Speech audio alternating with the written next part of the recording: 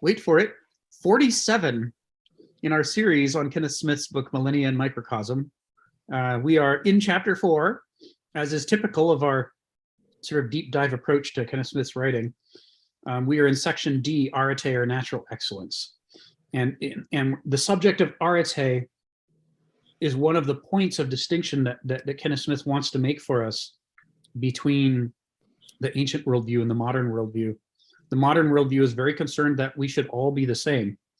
It would like to produce consistent workers who can produce value for the economy at a consistent pace so that they can be interchangeable. What it does not want is the nail that sticks up. That has to be hammered down. People who are odd find it difficult to get along in the modern world. They have to imitate normal people in order to get a job or get an education or what have you. And you do a certain amount of passing. But in the ancient world, the weirdos, the ones who were different, were considered the hope for civilization. And the premise was that if you look around in the animal kingdom, you see that the cheetah has gifts that the swordfish doesn't have, and the swordfish has gifts the cheetah doesn't have. And they both look at the peregrine falcon and say, well, neither of us can do that. And that nature does this because it's good. It's good that there is a variety of different gifts available. Life, to survive the variety of things that's going to come up over billions of years, needs a variety of tricks. There's a quote from Archilochus, a Greek writer, who says, "The fox knows many tricks, but the hedgehog knows only one, a very good trick." I've never, I'm gonna, for anyone who thinks I'm too widely read, I'm going to admit I've never entirely understood Archilochus's attitude towards the distinction between the fox and the hedgehog. Does he think one is better than the other? What is he trying to, is he advising us something here? I don't know. But I'm always struck by it because evolution prefers a variety. And the way you can see that is in any species, there's a bell curve. You've got a center that resembles themselves a lot. But then as you move further out towards the edges, you get weirder and weirder variants of the same species. And evolution seems to proceed when conditions change, so the characteristics at the center of the bell curve don't work anymore, and the species would go extinct were it not for one or more of the weirdos who didn't fit in very well into the old environment, but the new changed environment is just right for them. And so while the center collapses, their part of the population grows, and thus the species has inched along into one of its variants. And over time, this shifting into variants can produce remarkably dramatic changes in species to allow them to adapt to very changed circumstances. So, variety, deviation, different kinds of excellences is one of the keys to survival. And the same is true in a culture. If a culture is a one-trick pony, they're only going to last as long as that trick is the right trick. But if they've got a lot of tricks, then when circumstances change, they can handle it. They can adapt to it. Now, in the modern world, we sort of give this idea of the universally adaptable individual. One person who can learn all skills and do all things, the Renaissance man. So you don't need variation. You just need to be able to do everything or anything. You need to, be the sharp learner who can pick things up. But in truth, we all only have 24 hours a day. You can't learn everything. And as civilization grows and learns more and more things, those of us who, as adolescents, fantasized about being a Renaissance man had to content ourselves with disappointment, because even though you can learn a little bit about a lot of things, you can't master a lot of things. There just isn't time in a day or in a human life. You have to, if you want to be excellent at anything, you're going to have to specialize. And it works best if you supplement your specialization with a lot of generalization as well to go with it. But you only get one or maybe two or three things that you could be excellent at. And beyond that, it starts to dwindle off into, yeah, I did some of that, but now I don't quite remember. It's like, if you want to be excellent at speaking Spanish, you better speak Spanish. You can't just say, well, I was excellent at age 16 at speaking Spanish, but I haven't used it since. And so what happened to it? Well, it atrophies, right? Our brain is designed to focus on the things that we're using a lot.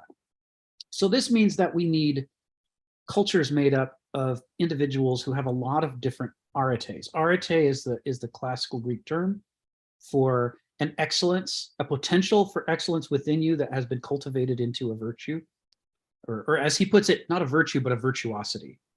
You know, it's taken up to the level that other people can look at it and go, wow, yeah, that's how you do that. You know, we see some of those Olympic athletes who blow us away, and we say, before you, we didn't know we could do that. We didn't know that was within the realm of possibility of Homo sapiens. You have taught us all by actually accomplishing this. And it was one of the things that the Greeks wanted. They, you know, someone who had an arete, what they longed for, which the mortals describe, you know, in terms of the Iliad as eternal glory or eternal fame, what they really wanted was to cultivate the arete to such an extent that in the future, if people were to try to understand what is that arete, you know, if we wanted to be good at it, how would we do it? That we couldn't understand it without looking at the example of that person, because that person had done so well that they were now the frame of reference for us for understanding what was possible. A great writer, a great musician, great singer, great dancer, you know, whatever the skill is, we remember these people who have an exceptional arete, and because they help to teach us about the possible. So everything so far in section D is about this idea that while we're busy sort of neglecting aretes and trying to do No Child Left Behind and make sure everybody tests exactly identically, and if they don't, we just discard them, right? We use the law of the excluded middle. You either pass or you fail, and if you fail, screw you. If you pass, yes, we will allow you to be one of our interchangeable disposable units of production. But to the ancients, it was the opposite. They were trying to look at everybody and see what was different in them and what did they have that could be cultivated so that that person could become exceptional at something that made them different from everybody else. So we got as far as the Diogenes quote. But now the most of men lie sick, as it were, of a pestilence in their false beliefs about the world, and the tale of them increases. For by imitation, they take the disease from one another like sheep. So this is talking about the way that our mimetic capability, which is the same capability that could allow us to look at an Achilles and say, I want to be a great warrior, and here's an example that I can follow. It also works the other way around. We could look at terrible people, demagogues and populists. You know, we can listen to somebody ranting at a podium and go, oh, well, that's totally persuasive. You know, forget about curing cancer. I want to go cause problems like this guy's saying I should do. You know, our brain can be infected with dreams of excellence, but it can also be infected with dreams of mediocrity or even damage. And the mimetic capability within us, not from individual to individual, but just looking at the species as a whole, appears to be equally satisfied with either one, which is alarming. You know, I mentioned a couple of weeks ago that I was raised in the hippie movement when I was a little kid. And, you know, they taught this idea that whatever comes naturally must be good. You look at the animals and they seek out what's good for them. So it must be true for us. So if I crave candy bars, there must be some nutrient in candy bars that I'm especially deficient in. And if I just eat enough candy bars, I'll be really healthy. And of course, this turns out to be false, because we can become deeply attached to things that are bad for us. And that's true physically and emotionally, but it's also true intellectually and culturally. And this is what Diogenes is talking about in this quote. Phil, go ahead. You got your hand up. Yeah, from what you're saying, it's very interesting. I see it artistically as the relationship between figure ground. I'll explain that and then tie it to what you're saying. You know, when I taught drawing, which is foundational drawing, I've always told people who came to me for advice is that, and this is in some ways irrelevant, you know, if you're looking for a school, the first thing you have to look for is, you know, go ask somebody in the foundations program, how do you run the foundational program? If they tell you it's merely about rendering and technique, kind of skills, you should leave quick right away, because they don't have any understanding of what art is about, because they're concerned with the particulars too much. I said that that should come after foundation, which is the form. And and the first lesson I give them, it's a mysterious lesson because they don't see it. I have them draw these lines on a piece of paper, vertically and horizontally, but they will go one at a time. And I said, when you get one that's not perfect, erase it and draw it again until you're satisfied with that. Go to the next line, and then go the other direction. And what they do is they physically go over and over again in these lines, and they're looking at the dimension of the picture plane. I want them to, in a sense, physically pace back and forth in this picture plane, this piece of paper, the whole, until they're physically there. And they think all along that I want them to do the perfect line, and that only later on I told them, what I've done is to lay out the ground for the particulars. If you don't understand this from the beginning, there's a relationship of the ground, which is actually in some ways what Heidegger talk about, the ontology, then you just have these bits and pieces that don't coordinate with each other. They should relate to each other. And I said, if you leave this class and have learned nothing at all, and only one thing, this is the one thing you should learn. There is this piece of paper and it exists. And you have to deal with how to divide and relate the parts to the whole. And then only then do you come in and begin to put the figures in the picture and see its relationship to the whole, right? And within that, there's actually a tensional relationship between the figure and the ground, right? Because they're struggling.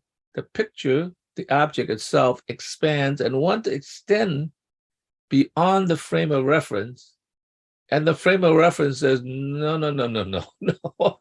This is where it ends.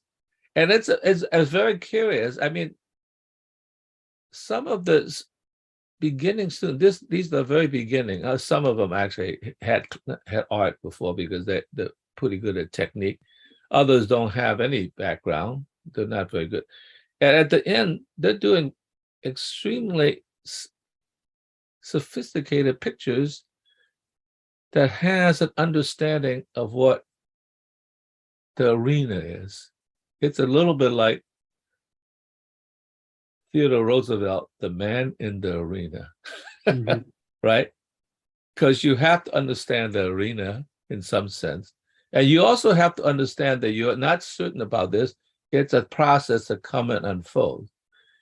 And from the way you talk about it, you're talking, there's something a little bit troubling, but I sort of understand it, that the whole, in this case, I'll call nature, is not concerned with the individual, right?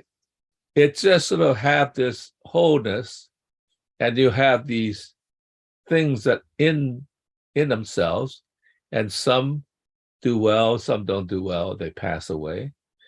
And so the question I have is, what is the relationship once you translate it into beings with a little b?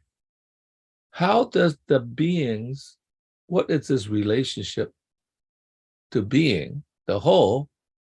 Because the whole is in some ways indifferent about your existence. You are, in a sense, only a part. And only when you understand that you are a being and now I'll switch it back to communities in a civilization, only do you understand your relationship to the whole community, do you then understand your individuality within that structure, because that is the relationship of you being in the ground of the totality, whatever that is. And I think that's a very, very important thing to understand. That's why we always have to develop, at least to a certain degree, an understanding of how the community operates. And you just can't simply go off and just do your own thing. You have to do your own thing, but also understand how it relates to the community. That is the ecology of a civilization that emulates the ecology of nature. Yes. And that is the relationship between form and content in art. Yes.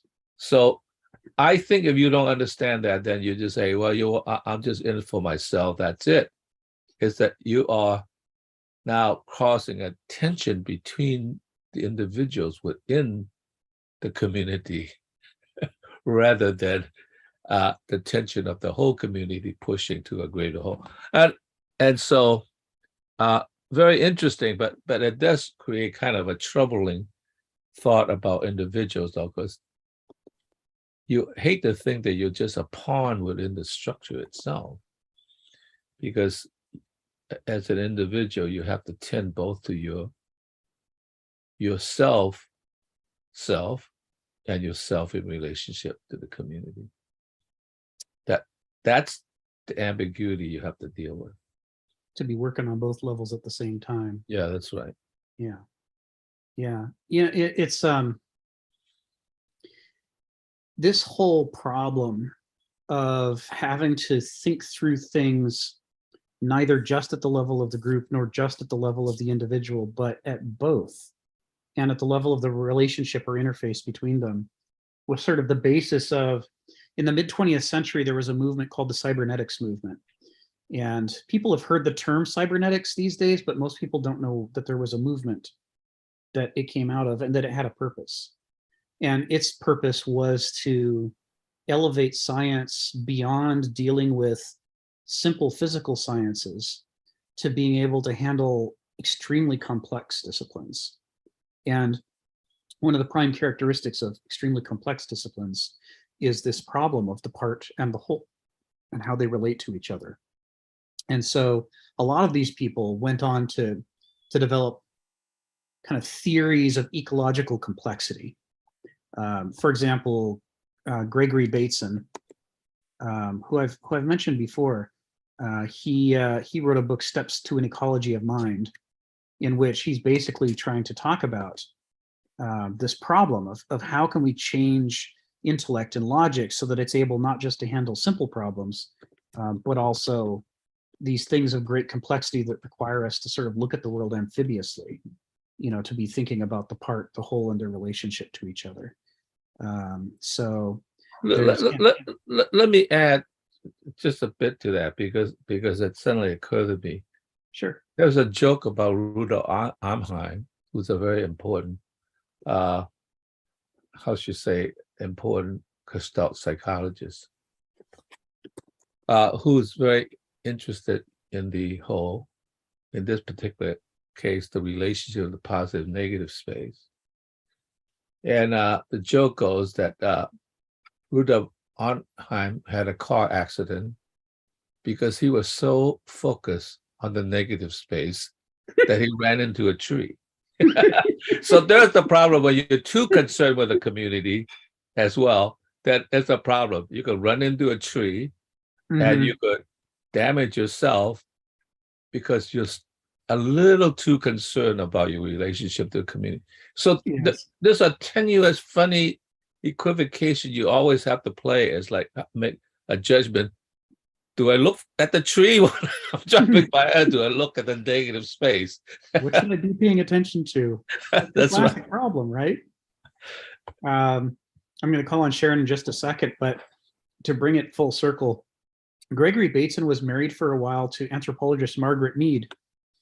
There's a cross correlation. The cybernetics movement wasn't just drawing from ecology; it was drawing from anthropology and other discipline, art, as well. And Margaret Mead famously was asked in archaeology, what do you look for as the first sign of civilization, that people have risen above the level of just blind self-interest? Where do we start to see the development of, this is using 19th century or 20th century concepts, kind of more evolved, which is a term that we don't use anymore, but that's what they were using at the time. And she said, they were like, is it the stone knife? Is it fire? What is it you look for? And she says, what I look for is broken bones that have healed. Because in the wild, if you break your leg, you are in serious danger. And usually the only way that you survive is if you've got a community around you. So it means you've developed, you're no longer just an individual against the world, because as you say, Phil, the world is not so concerned about the fate of the individual, which is a problem for us in nature, right? When we say we should learn from nature and follow nature's example, it doesn't mean that we should trust that nature will always take care of us, because nature also wants to take care of the leopard that wants to eat our face.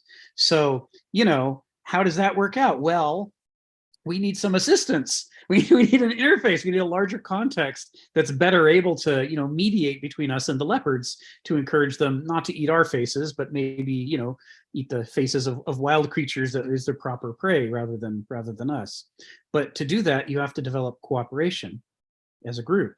And so Margaret Mead's thing about the broken bone ties directly into that. It's the evidence that there are larger relationships going on that are allowing people to survive things that as individuals they couldn't have survived. It is one of the really complicated things here is understanding this issue of what is the proper, Stephen brings this up regularly and he's right to do so. What is rationality? What is the proper role of thinking, in our lives?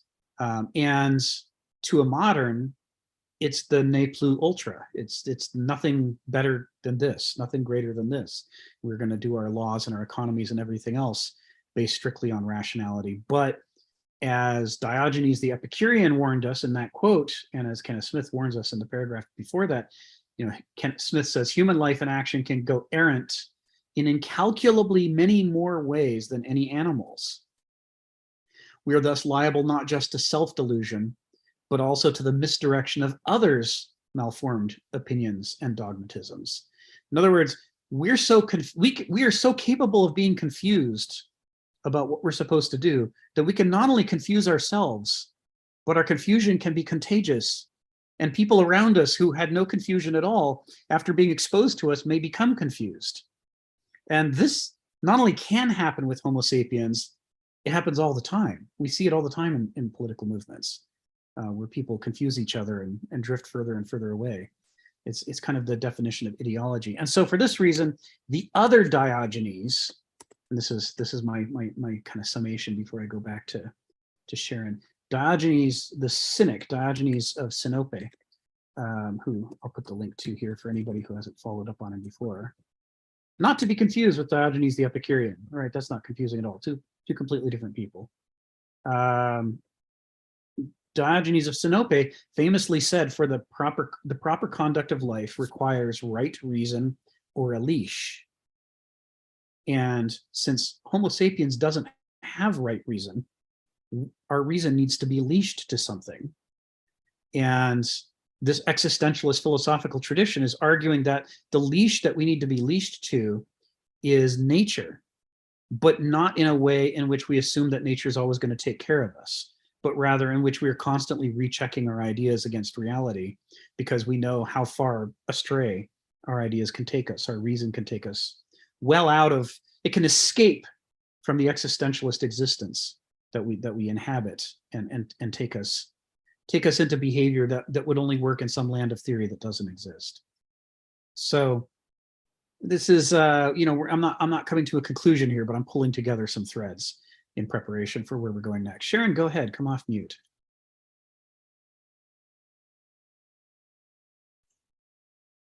Well, to a non-philosophical mind, this seems unnecessarily complex because one of the basic tenets that I believe in is that there is an interdependence of all living human beings in nature and with us as individuals.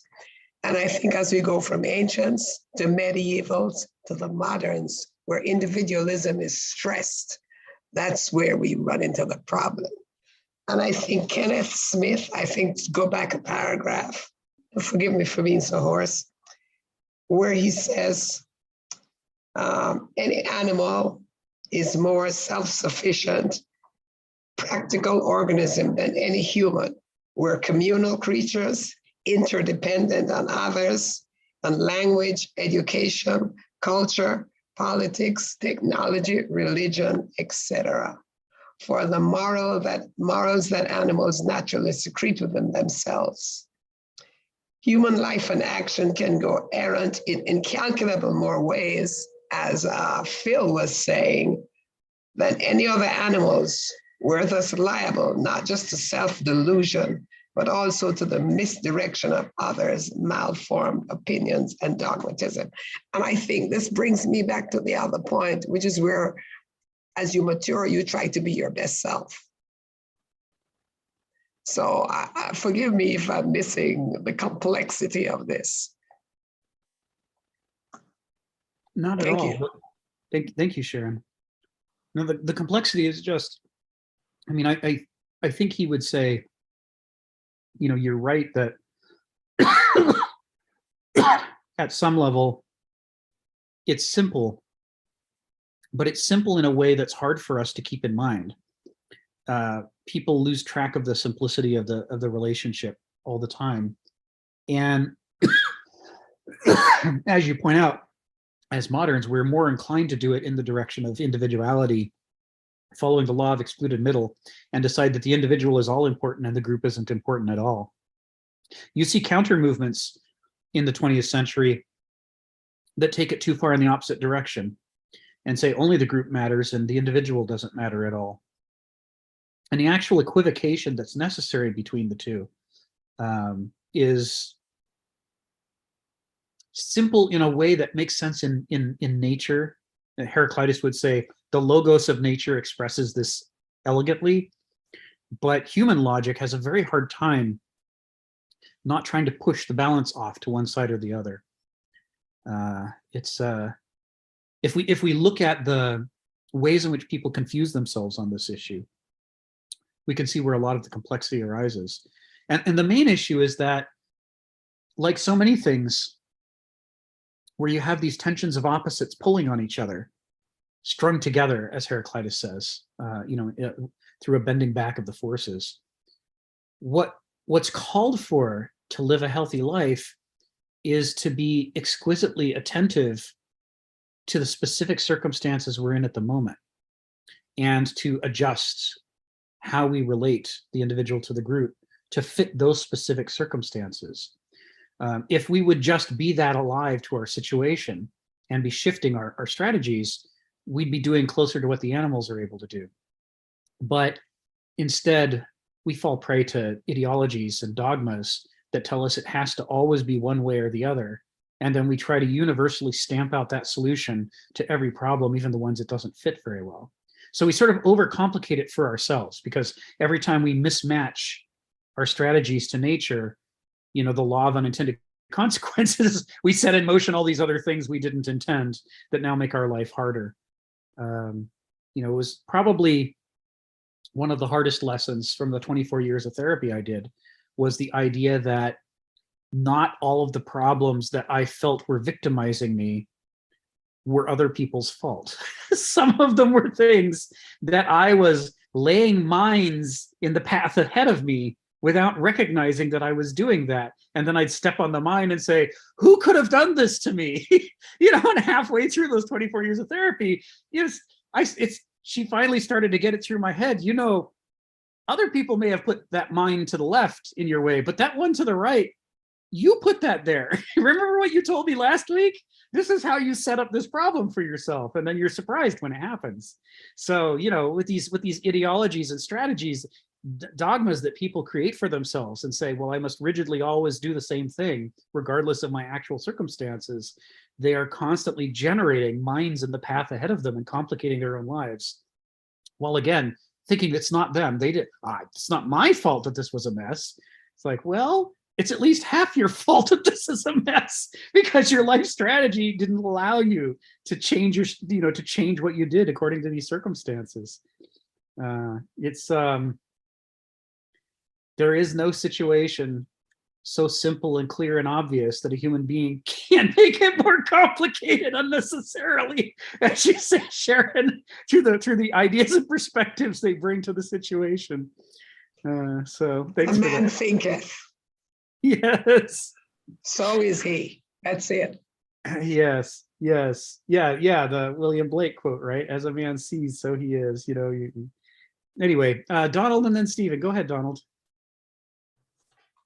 I think you said about everything I was going to say to Sharon, that certainly by our very nature, biology, whatever, we are a communal species. But, I think, like we talked about last week, maybe Margaret Mead maybe looked for too fine a point. Yes, healed broken bones, but are they having children? If you find something where they're having children, it means somebody is being assigned to raise these children until they're actually quite old. Probably 10, 12 years old. They can begin doing things maybe at 4 to 6 or something around the house. So, but even though we're communal, as Kenneth once said, human beings are a herd animal. Now, there are a lot of other herd animals too, cows, horses, whatever. But as a herd animal, it's not clear. We have everything from, I'll say in a technical way, fascist, people for whom the community is it. It's the binding of the reeds or the rods of the individuals. And it's that binding together is everything. The individual is nothing, to what we would call today globalist. I'm not a citizen of the United States. I'm a citizen of the world. That race, tribe, geography, all that stuff that gets summed up as blood and soil means nothing.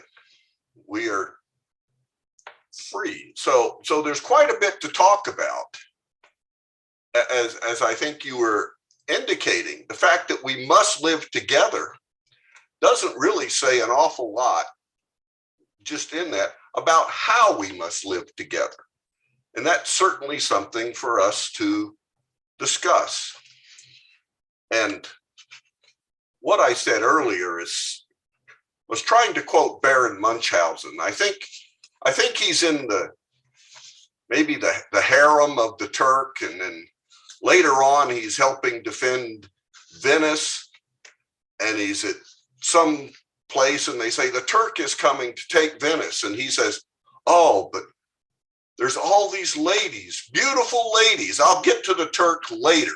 I wasn't suggesting that,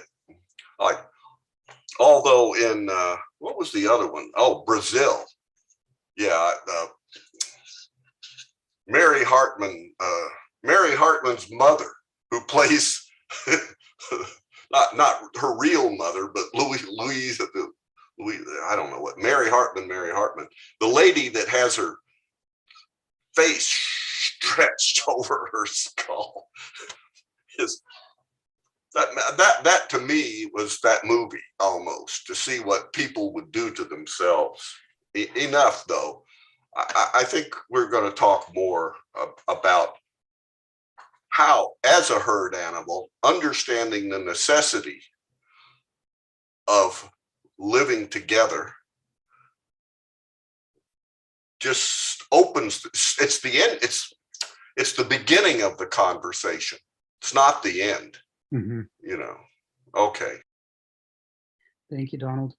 Yeah, there's that challenge for us in that we are both an individual and a group. And if we attempt to come down on one side or the other, we end up with some sort of dystopia.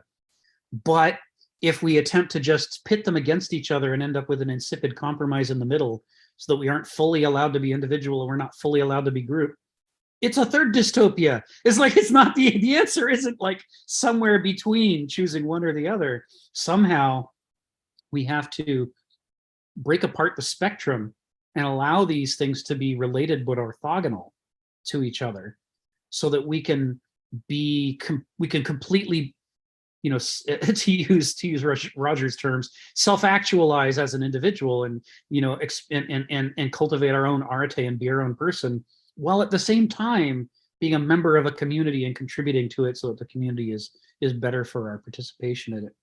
You sort of see that with the hero's journey, where yes, you go off and you have your adventures, but the story's not done until you bring your wisdom back home and use it to improve your community. If you only stay, or if you only go, you end up with a mess.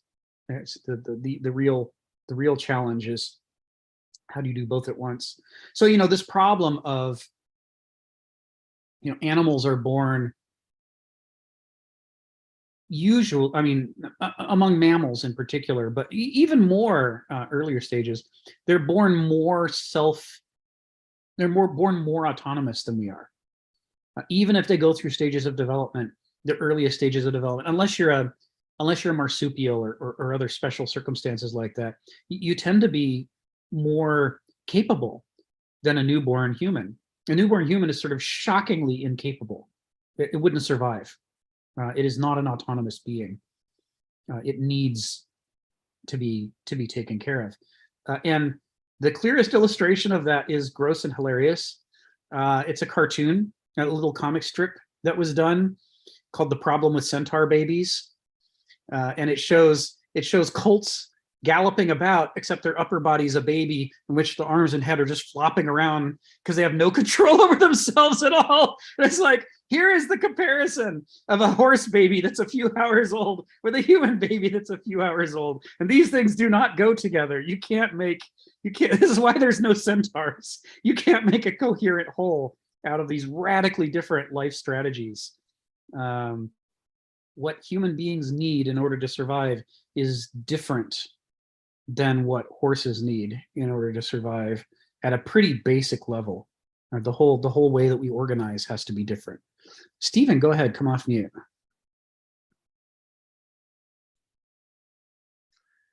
You know, bringing up the problem with rationalism. Everywhere I go, they worship the Enlightenment. They claim reason is the highest ability of the human mind. And then I ask, well, what is it? Blank stares. Everywhere I go, blank stares. Part of the problem with this, rationality is a process. It creates results in thought. Okay, you engage in a rational process and you go, technically, rationalism is dealing with metaphysical thought. And the rationalists will say this set of metaphysical ideas are valid, and this set of metaphysical ideas are nonsense. This is the great, this is like the Sistine Chapel. Jesus is there. You're the bad guys. You're going to hell. You're the good guys. You're going to heaven. The rationalists do this with thoughts. And so we end up with tomes of what is valid rational ideas with some condemnations of what are invalid ideas. Now, the modern rationalist gets this end of the story a little bit. They understand that, oh, we have science here. It's teaching us all the grand and great stuff. And, oh, there's those primitives over there. They're talking nonsense. They've lost sight that it's a result of a process, and they start sticking rigidly with what they've defined as valid ideas and invalid ideas without exploring the issue. They've forgotten how to explore the issue, and they're just sticking with their rigid final set of values. And that's the danger, that you've actually stopped thinking. You've simply become the bearer of ideas which are considered suitable. Yeah. And another factor I was going to say, that we look at what's going on with rationality, and it wasn't the modern who sent us on this path of ignoring everything else. It was the Western church. It was the Western church which said reason is the highest ability of the human soul, and it dismissed spirit. The Eastern church didn't. The Eastern church refused to ratify this idea. So the modern is actually the son of the Western church. Yes. And now the important point with what we're studying here, what is Kenneth Smith most about? And he's in league with people like Goethe. By the standards of modern science, he is a reactionary. Goethe was a reactionary. Goethe saw what was being pushed in the deadened world of the grey bureaucrats going to overcome us all. He was regarded as the romantic pushback against this. Romanticism was a pushback against the new type of modernity. Existentialism became another reactionary movement when it saw what it feared in Hegel was the grandiose idea would crush the individual, and the existentialists were saying, hey, hang on a minute, before you roll over me, I would like to say something. And what's the another, now something I would bring up about what we're talking about here in the terms of nature, this is an observation made by Goethe as well, about seeing the lesson in nature, which is something which is increasingly ignored in the modern world. It's creating a space where the human being is living separate from nature, and they're trying to find within the human frame itself all the answers. They're ignoring the other reality. But there was an aspect of this naturalism that was in ancient times, which we still have today, which is comes across as a type of romanticism. And in ancient times, it was piety. We go back to the pre-rational Grecian cults, where people learnt to immerse themselves in things besides the everyday reason. So piety is a big word, to immerse yourself, a pious regard. There was something impious seen in the human being, that somehow they had to regain their piety by appreciating nature. Thank you. Thank you, Stephen. A lot of excellent points there. I can't do justice to them all because there were so many, but they were good. They were all important. You know, one of the things that I thought about while you were talking is this issue of, we're used to worshiping the Renaissance as this outstanding moment in history in which finally the Dark Ages were behind us, and now, you know, the light of reason was upon us, and all good things could return. And I know that it can be difficult because of that context that we're raised in to look at the Renaissance as being problematic in a lot of ways. That it's possible to go overboard with reason and to denigrate the other major part of the human mind, which is equally necessary, and to think that to just scapegoat it and treat it as the source of bad things, which is what we do in modernity. But there's a lot of different angles on this. And this weekend I was reading a book of essays by architect Frank Lloyd Wright. In popular culture, we think of him as the guy who says form follows function, i.e. don't do ostentatious ornamentation. Your architecture should be based on what you're actually going to do with the building. And if it's supposed to support certain kinds of functions, then let the aesthetics be a result of designing the building to do those functions beautifully. And if you do that, then a barn will end up looking different from, a factory, which will end up looking different from a home, just naturally, as you make the building be good at its job, and the aesthetics will follow. Yeah, he didn't actually coin that phrase. It came from his teacher, Sullivan.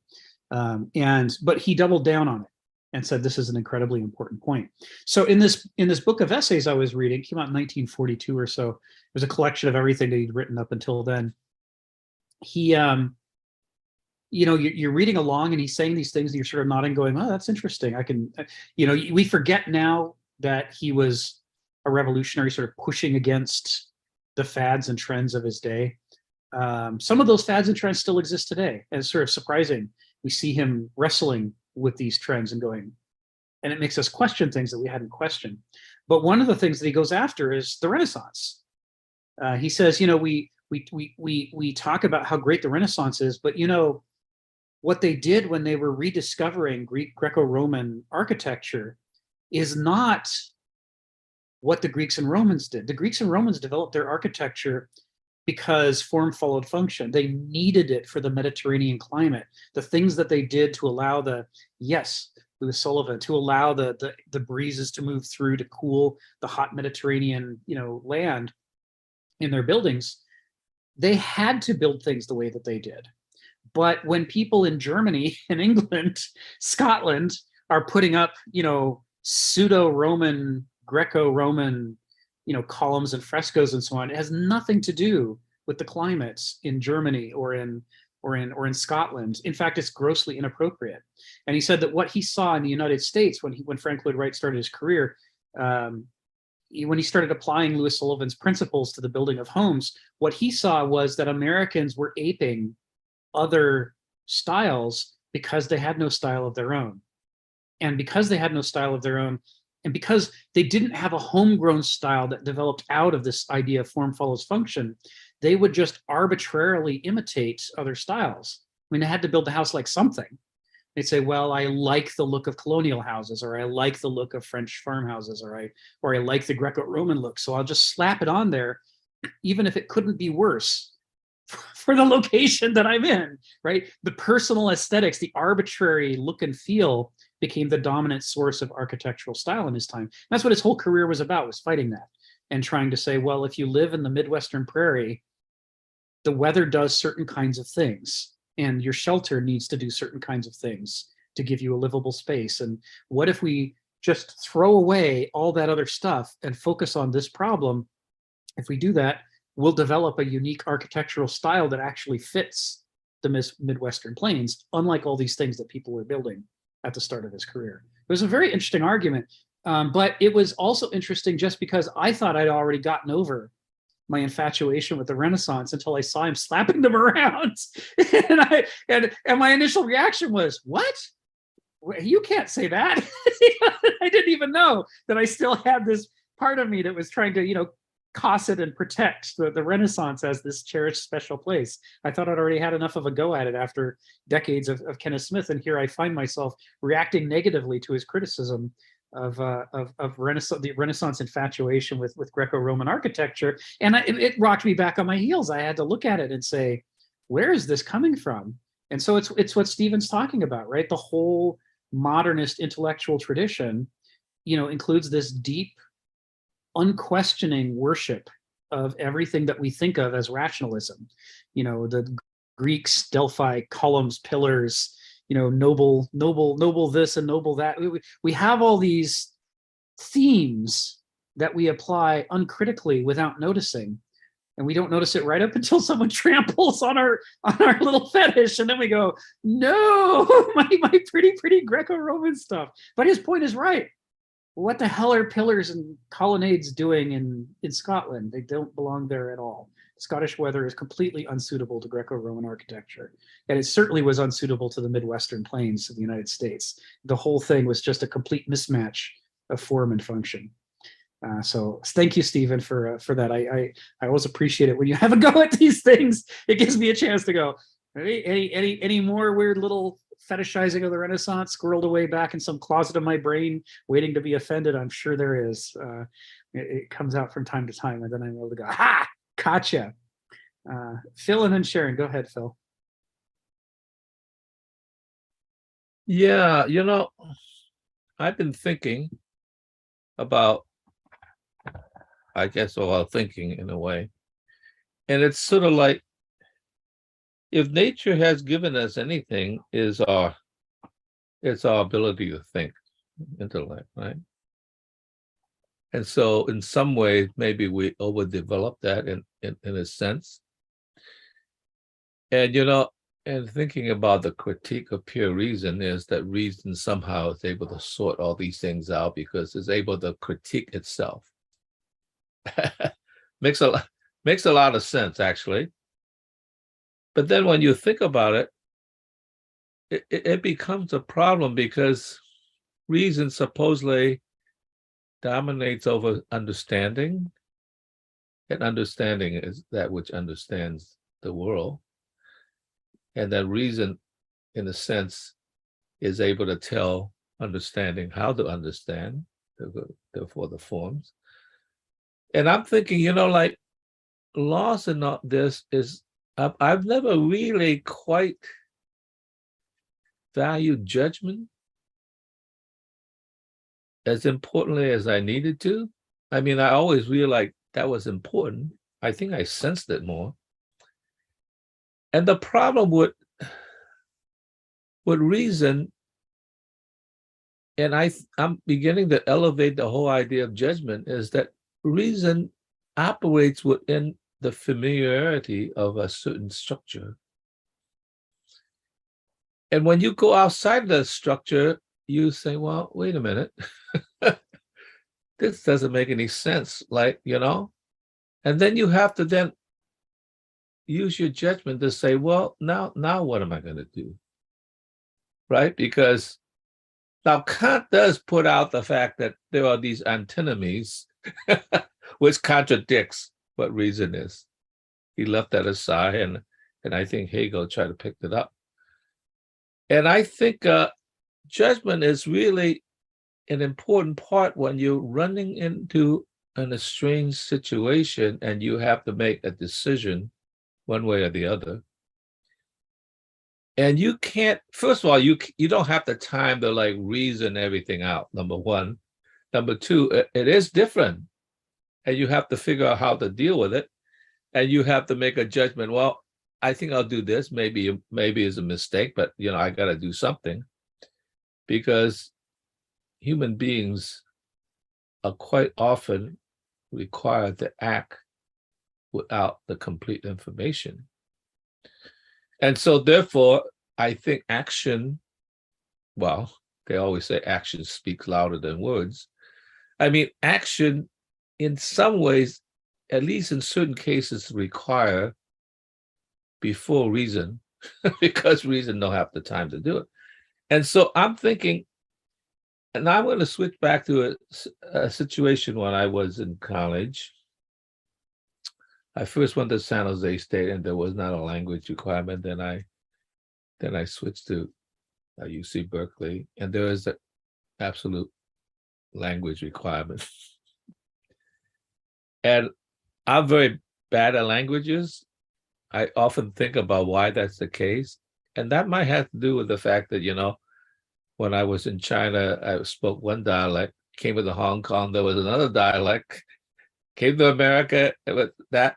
And there was so much pressure to learn English so well that, in a sense, it was a problem. And I think I adapted pretty quickly, at least in the verbal sense, in the conceptual sense.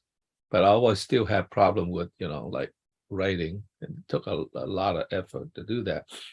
And so I finally went to the dean and complained, like, why is it that I need to take a language requirement, right?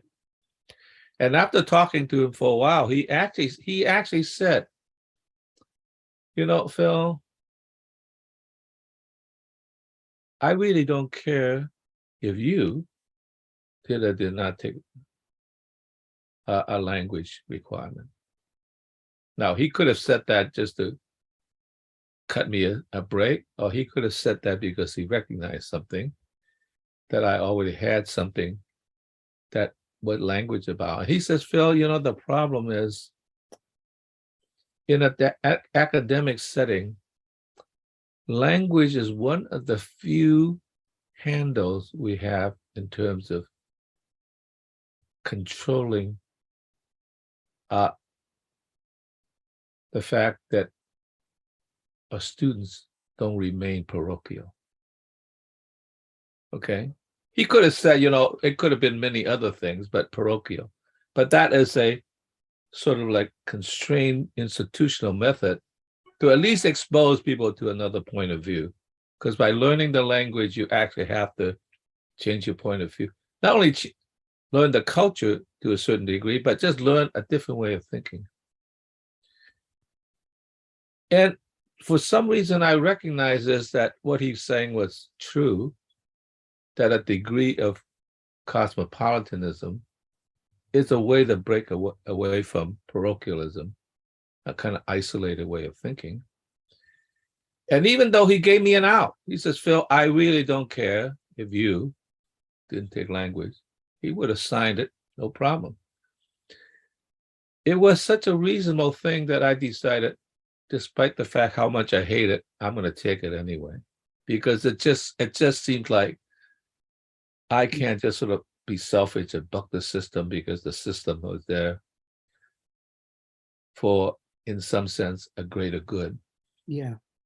So that was a very important lesson that I learned, and that in some sense, it was very important to understand that, yeah, how you broach that, and not that another culture is going to open up all the dimensions, but it begins to open up, oh yeah, there is another point of view.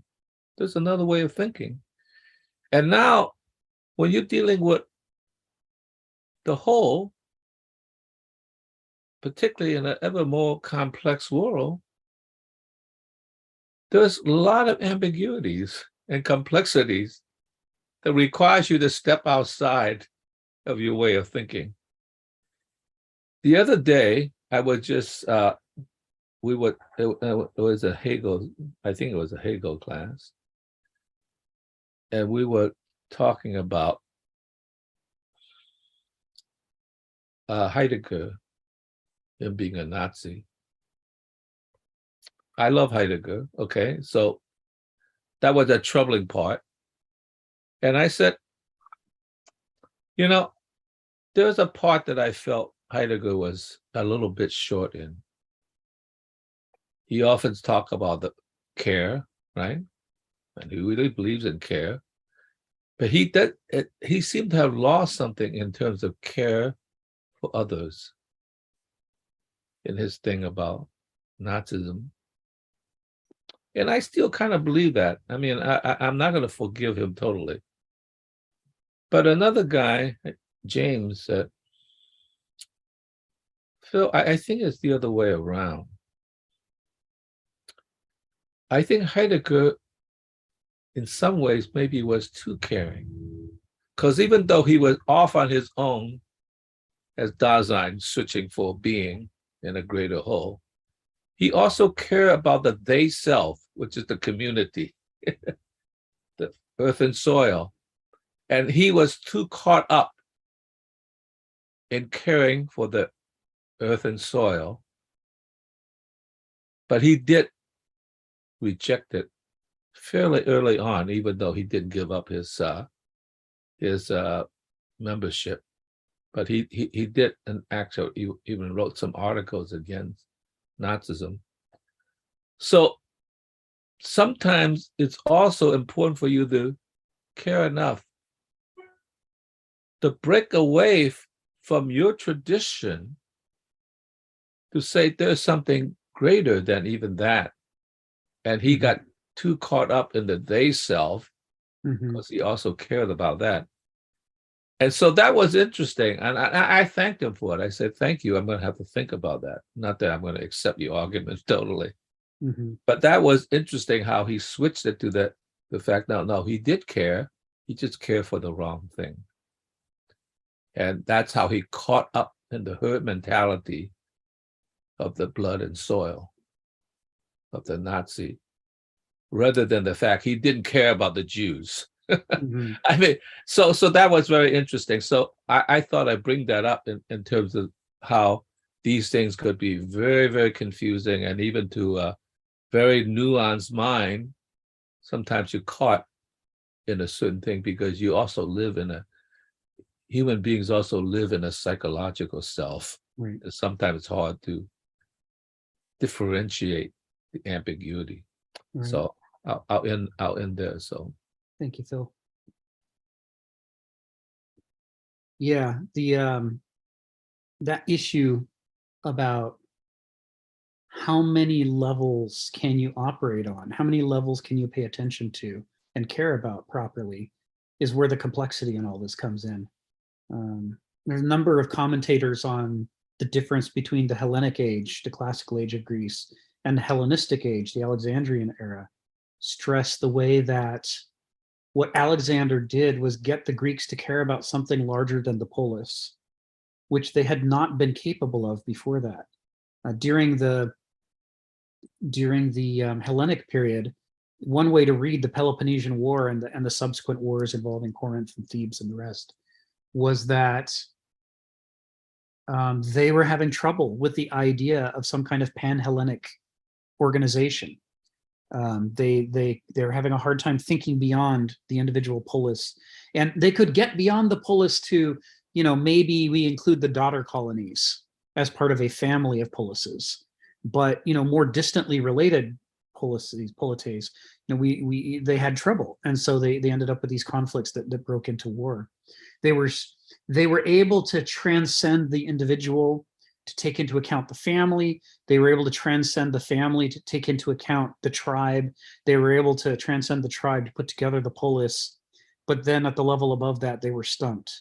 And it took the Hellenistic Alexander to compel them to put together a common Greek language, a common Greek writing system, and the notion of a common Greek culture to rise above that level. And this is that part to whole relationship again.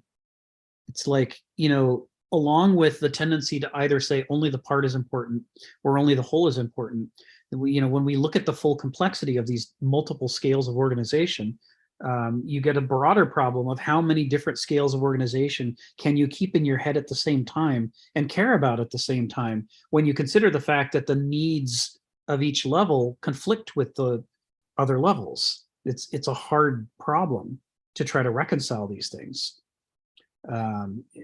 So what you're talking about with Heidegger, and could he extend his care to include his home country, but could he extend it to include different cultures? Where is the line that was too far for him to go in his ability to handle all the tensions and discrepancies? It's a recurring problem. So I thank you for bringing it up, because it's part and parcel of what's being talked about in this section on Arete. So let me call on Sharon again. Go ahead and come off mute, Sharon, and tell us what's on your mind. I have two comments. And the first one is Phil just touched into one of my favorite things, the question of judgment. And judgment, I think, is the right ordering of life. And Kenneth Smith said it here. It is the genius of the human order. By contrast, that we're gifted with specific arete, with specific virtues that help us to the right ordering of life. And in my professional sphere, I think you develop judgment, and you got to pay attention to it, because you get judgment by making mistakes, then you get experience, then you develop judgment. And that is a critical part of it. That's all of life. And that goes through the animal kingdom too. You can watch the lioness teaching the cub to hunt. She gives him experience. Then he makes mistakes. then he gets judgment, then he gets the right ordering of his existence. So judgment is a critical feature, and I think it's a virtue almost. Of the second thing I wanted to mention is something that we started with. You started talking about Baron Munchausen, right? Who became famous for telling wild, unbelievable tales about his exploits, right? Yes. So in medicine, we have the Munchausen syndrome. Is anybody aware of it? That is a psychological condition where someone pretends to be deliberately ill and produces symptoms of illness in themselves. And you usually see it with needy parents who make their kids ill all the time. So I thought that was an interesting extrapolation. Yeah, very much so. I'm done. Thank you, Sharon. Yeah, this issue of judgment, that term in her final trilogy, her unfinished trilogy of books, Hannah Arendt tries to talk about these mental faculties that Hegel previously described. And she finishes the first 2 volumes, but not the 3rd volume. The 3rd volume, she doesn't even start. We only get 2 quotes, and that's on the page of her typewriter when she dies. She never actually wrote it down. But the first volume was called Thinking, and by that she means something more like Begriff, experience, our interaction with the direct interaction with the world and how we process it. And her second volume is called Willing, and that's corresponding to Verstand and the way that we impose our ideas upon the world and ourselves. But her 3rd volume was called Judging, the one she never got to write. I still have to read this trilogy. I've so far just been reading articles about it. And I know that one of her students, since she never got to write the Judging volume, one of her students went back to previous essays and lectures she'd given on the subject of judging and pulled them together into a sort of a loose collection that sort of hints at the sort of things she might have talked about in that 3rd volume if she'd ever been able to complete it.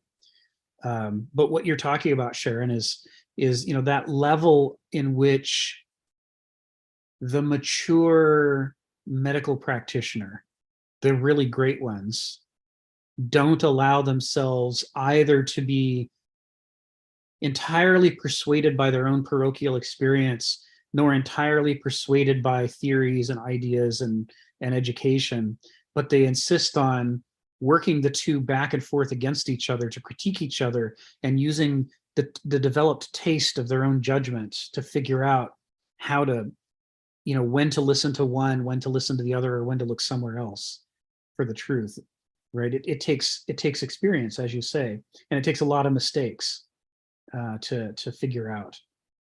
A failure-driven process of discovery, right? And it's also a continuous interactive process. Yeah. It's part of what's interesting. Given how little is written about the faculty of judgment, or what Hegel calls Vernunft, compared to the other 2 faculties, there's a little bit about it. And one of the critical things is that, all 3 faculties are wrestling with the problem that the human mind is finite, but the cosmos is infinite. And so how can we represent this infinite thing in this finite space? I like to think of the example of if you do a real study of attempts to represent the Earth, the globe, on a flat map, you learn an enormous amount about distortion, and how map makers are having to balance what sort of distortion do you want to introduce, because you can't have none. A flat surface simply can't represent the surface of a sphere. It can't be done. They're incommensurable with each other. And this is like the problem of trying to represent reality in a human mind. They're incommensurable. And so we have these 3 different strategies. And the strategy of immediate experience and what actually happened to me? What did I see or taste or smell? How do I feel about it? Has one set of advantages. It plugs us right into what's happening, but it doesn't let us see beyond our experience. And because it doesn't let us see beyond it, it also means we don't recognize patterns within it. So we're too caught up in the moment. That's the Begriff. The Verstand liberates us from the prison of our parochial experience, but at the price of playing foreground background games, where we learn to suppress most of reality and just pick out the details that are theoretically important to us, the properties that are going to be the basis of our abstractions. And so now we can have a non-parochial, wide-ranging set of ideas that seem to apply to everything, but they're evacuated of all the juices of life. They leave behind the quotient of reality that the Begriff has with it. And so they give us power at the expense of stupidity, as Nietzsche puts it, a special kind of stupidity that only a highly abstracted intellectual is capable of, which is very different from the parochial stupidity of someone who can't look beyond the end of their nose. So one of the interesting things that these two faculties have in common is that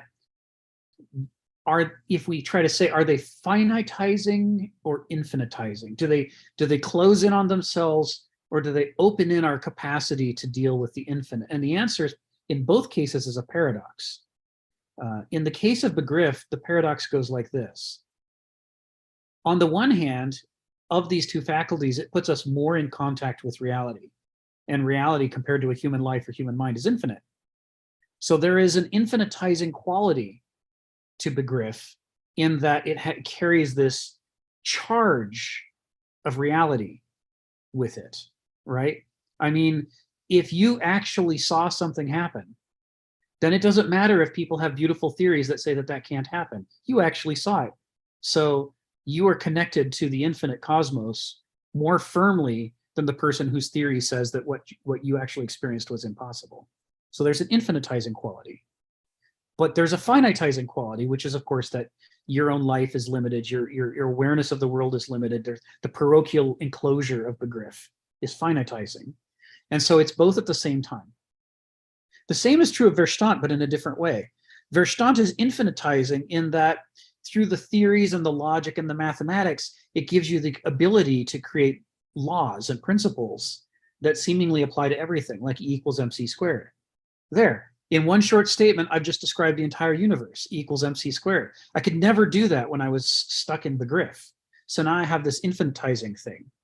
But the problem is it's disconnecting me from reality to do that. I'm having to suppress, to think intellectually, mathematically, logically. I'm having to suppress so much of reality to just select out these few properties, E and M and C, that I've left almost all of reality behind, which means my theory can become a trap in which the evidence that would be necessary to prove that my theory is wrong becomes part of what I've suppressed into the background. And so there's a way in which the infinitizing function of Verstand becomes finitizing, because I become trapped in the realm of my own ideas and theories, the land of theory, as we put it. And so in both cases, both of these faculties have a finitizing quality to them that can cut us off from being able to represent the infinite, which is actual life itself. So how do you escape? Well, the interesting quality of Vernunft, the third quality, judging, as Sharon's talking about, judgment, mature judgment, is that by using the two faculties against each other to break each other open, you're refusing to accept the finitizing trap that each of them offers. Anytime it starts to close in on you, you lean over into the other one and use it as a lever, or in the words of Kafka, as an ice axe to break up the frozen sea and open yourself back up again. So if you start to get too parochial, your Vernunft will tell you, seek out new experiences, seek out new theories, crack that open. And if you start to get too abstract, your Vernunft says, go back to the world, get more evidence, get more experience, find things that contradict your theory. Right? Each of them is used to break up the finitizing quality of the other. Now, as Sharon says, you never get to, unlike the other two, where that you finish at the point where they've fully enclosed and you're trapped inside them, and now you're that type of personality, a Banausos or a Doulos. Unlike those two, to try to be an Aristos is a lifelong struggle. You're relentlessly trying to break open the tendency to enclose of these other two faculties, to compel yourself out of your parochialism and out of your land of theories, to keep reconfronting the infinite and not let it become so familiar that your brain finitizes it again. So Vernunft, although we can't say it's infinitizing because our life is too short, we can say that it's infinitizing in intent and direction. Its teleology is infinitizing. That is, trying to dilate the mind and our approach to the world to be compatible with the infinite scope of life in a way that neither of the other two faculties is capable of being compatible. It's a really interesting problem. And we'll be talking about it a lot over the course of the book as we proceed. It's going to be a recurring theme. So thank you for bringing it up, Sharon, that issue of judgment and taste. Sisyphus, right? The name of Sisyphus pushing the boulder up the hill is he who has the most taste, the most tasteful person with the most discriminating judgment. That's the guy trying to be an Aristos. So, okay, next paragraph in section D of chapter 4. We are susceptible to disformations in language, values, social sanctions, all of which make the vices of a society as contagious as a plague. This is picking up on the Diogenes, the Epicurean quote, and picking up on this theme of our confusion is contagious in a way that it isn't for animals. Homo sapiens has this capacity to confuse not only ourselves, but each other. Most of the media in which we live, speech, culture, law, market, etc., actively discourage independent thinking in order to replicate some form of rule extrinsic to intelligence and conscience. That is, they're trying to impose a message upon you and they consider it a successful article or news program if they have transplanted the ideas into your head that they're trying to transmit to you. So, this has nothing to do with you directly experiencing the world and having it bring you to the conclusion that these ideas are true, and has nothing to do with you thinking about it yourself and seeing where your logic leads and having that logic lead you to these ideas. Instead, it's a transplantation that pacifies the way that we think. And this is how the contagion works, the mimesis. So the reason that he's talking about these things in these two paragraphs is not just to be a downer, but to set up the next paragraph, which Sharon already quoted the opening of. And it's too long to put in one single paste, so I'm just going to do the first half here, like so. I'm having a keyboard problem today, so I'm typing a little slower than usual. As she said, as she quoted, it is the genius of the human order, by contrast, that we are gifted with specific arete. Remember, arete is the title of this section. Arete is the plural in the Greek. We're gifted with specific arete that can help us in the right ordering of life, or that can play more treacherously than any animal's instincts. It can go either way. It can. This is the subtle take on the usual position that the animals are beneath us. You hear it all the time. Someone accuses somebody, what are we, animals? We expect to be treated right here, right? We're human beings. Don't be beastly. We do all these things where we imply that people are above the animals, and we got that from the medieval orthodoxy that says God appointed us to be in charge of the world, right? As the stewards and custodians of everything. There is this medievalism that's still present. Stephen points out there's medievalism still present in modernity, still functioning within us in what we consider to be our reason. And one of them is this natural assumption that we're above the animals. But what Kenneth Smith is arguing that the ancients thought, or at least the more thoughtful of them, is that our relationship to the animals is more complicated than that. The animals, with their instincts, are surer in their development of a healthy autonomy. All else being equal, a newborn colt is going to grow up into a healthy horse. It has enough of the morale and drives to express itself and develop itself that will allow it to become a great runner and to become alert to its environment and learn to eat healthy foods and so on. This is not true of a baby. A human baby doesn't have that morale. It doesn't have that drive. It doesn't have that coherency. It has to be, it needs training wheels. It needs a cultural womb to replace the biological womb to finish its development, to get it to the point where it could start surviving on its own. And it's going to take a long time to get there. And because we are so dependent upon that acculturation that follows birth, it means that we could end up better suited to the world than animals, right? It's not just however the evolution happened to drop us out at the moment. We could cultivate improvements on purpose, or it could be much worse if what we're cultivating is, ideologies and dogmas instead of being sensitive to and adaptive to the world around us. It can go either way. We can be angels or demons or anything in between, right? There isn't a clear frame within which Homo sapiens operates the way there is for wolves. Or I keep hearing the kittens upstairs galloping around in their room, right? The kittens are on their way to becoming cats. I'm not even in that room with them. I'm not showing them right now how they're supposed to hunt and jump and stalk, but they're figuring it out on their own because their repertoire of instincts, despite the fact that they're only, 5.5, 6.5 months old, their repertoire of instincts is more sophisticated than a human's. It guides them in the healthy, correct direction more consistently than ours do. And so as a result, our frame is much wider. We can end up much better or much worse. So, and what might be less obvious in the sentence, but that we need to call out, is that he's saying the arete, the plural of arete, the arete are gifts that are distinct from the gifts that other people have, the things that we particularly as individuals are great at. That's our things, right?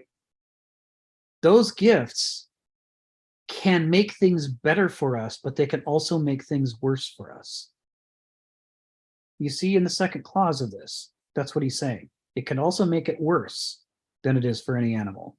This is the weird thing about the human arete for culture, is that it points in both directions. And this is the basis of all Greek tragedy, right? That it is that it's not just that tragedy happens to people with defective character, but that the defective character operates through the strengths of character that they have. It is their virtues that take them down, ultimately, these tragic figures. If they were not so excellent at what they're excellent at, they could not have wrought such a complete disaster for themselves. The whole notion of a two-edged sword, right? It can cut your enemy, but it can cut you too. This whole idea, whatever it is that we're great at, could make things better for us, but it could make things much worse for us. And this is different than most of the animals. This is because of that equivocation of culture and how it operates in Homo sapiens. That enormous variability means that when we are at our most excellent, we are rarely well balanced. I mean, Michelangelo did not take off his damn boots for years at a time. That's horrible. He took them off once and it was so nasty, he put them right back on. Who knows what horrible things were happening to his feet in there while he was painting the Sistine Chapel and sculpting those amazing creations. He was an unbalanced person, right?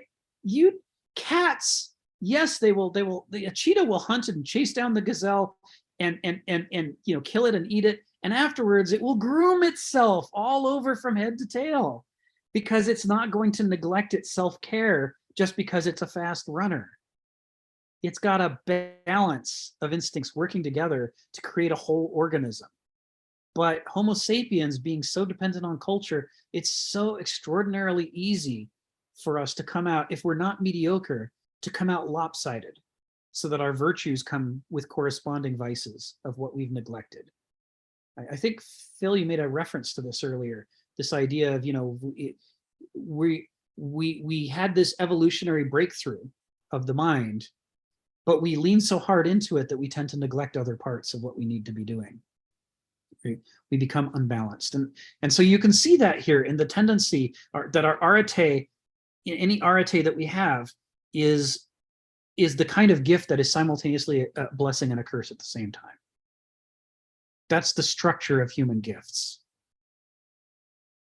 Again, this is not a modern take, right? The modern take is, I want to be smart and I want to be pretty and I want to be rich and I want everybody to like me. We make a Christmas wish list like we're handing it to Santa Claus and we expect to get it all on December 25th.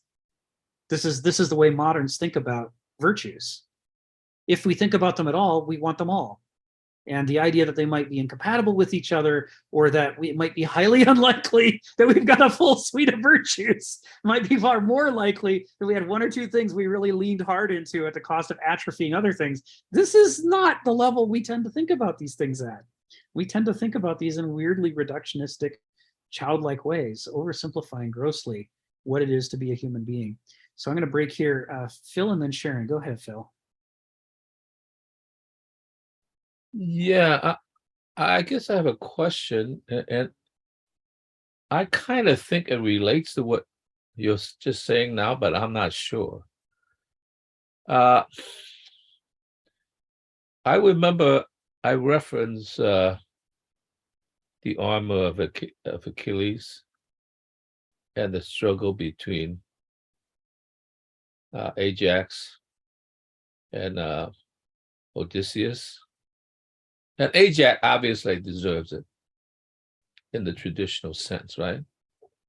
And he was enraged by the fact that it was given to Odysseus to the degree he just went off the handle, so to speak. And whereas Odysseus was given it because it was already showing a kind of what I was claiming as the beginning of modernity already, right? He was clever, he was smart, the virtues we need to navigate the relationship of that and the psyche that, in a sense, Ajax was trapped in. But on the other hand, I'm wondering whether that gift, and I said that really was a poetic precursor of Plato's idea of the psyche, in a sense, that was a part of the human being, that we have a world beyond instincts, that the psyche had already created an internal world of self. And so that might have been the beginning of more and more emphasis to the self, in some sense, that in one sense, with Odysseus, he eventually came through because he was able to navigate the world in a clever way. So that was a plus, but that could also just go in the other direction, as you put it. And I'm going to tie this to a teaching situation I had at one time. We know, anybody who teach know that the modern world suffers from great inflation.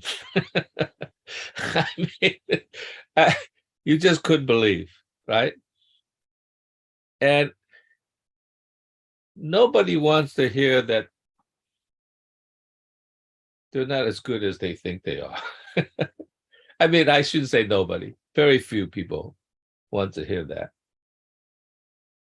So the structure of society means, for your own survival, if you tell people the truth, they can't handle the truth.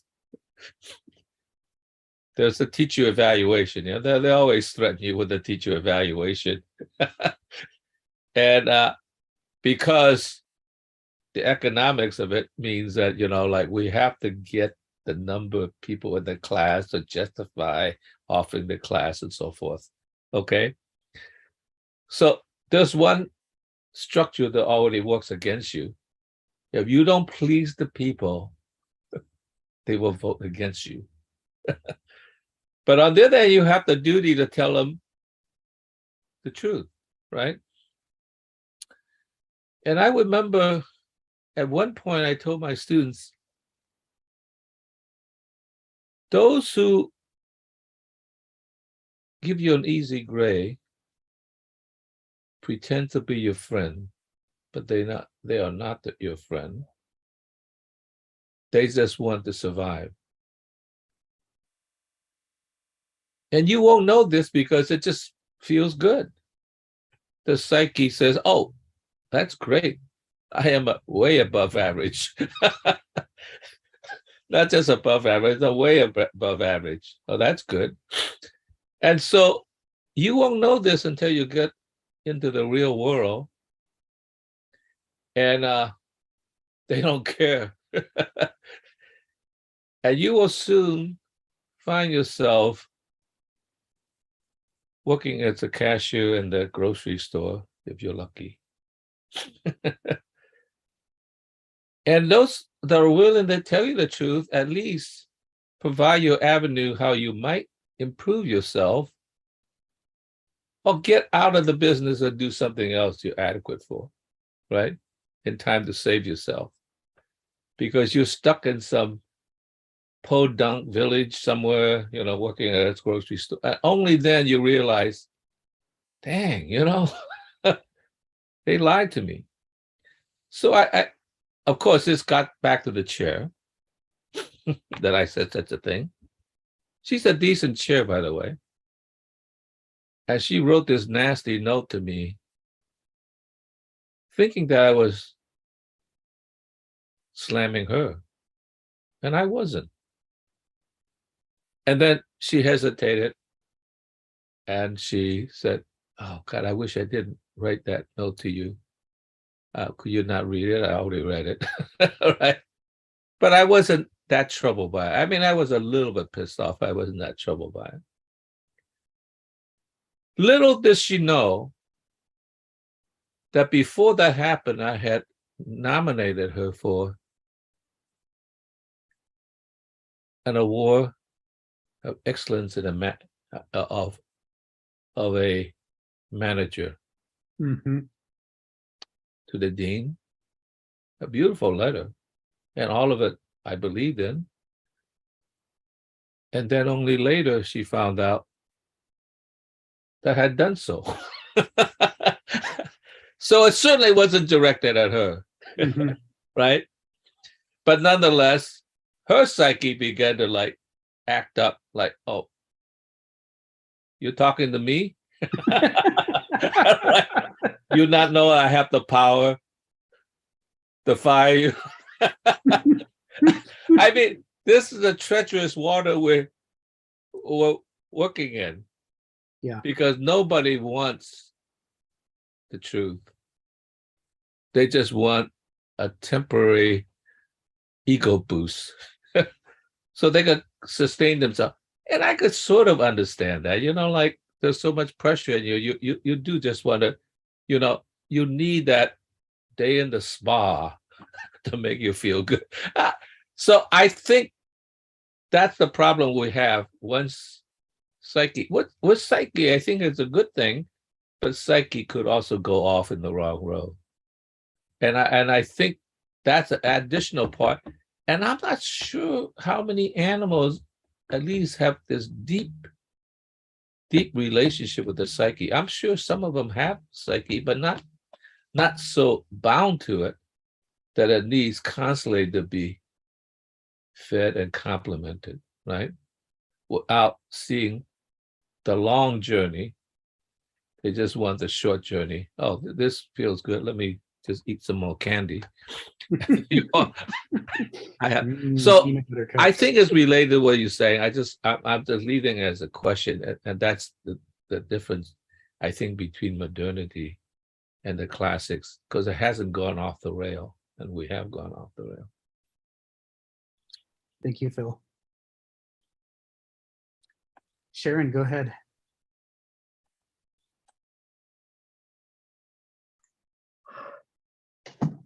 I learned a lot from just listening to Phil about great inflation and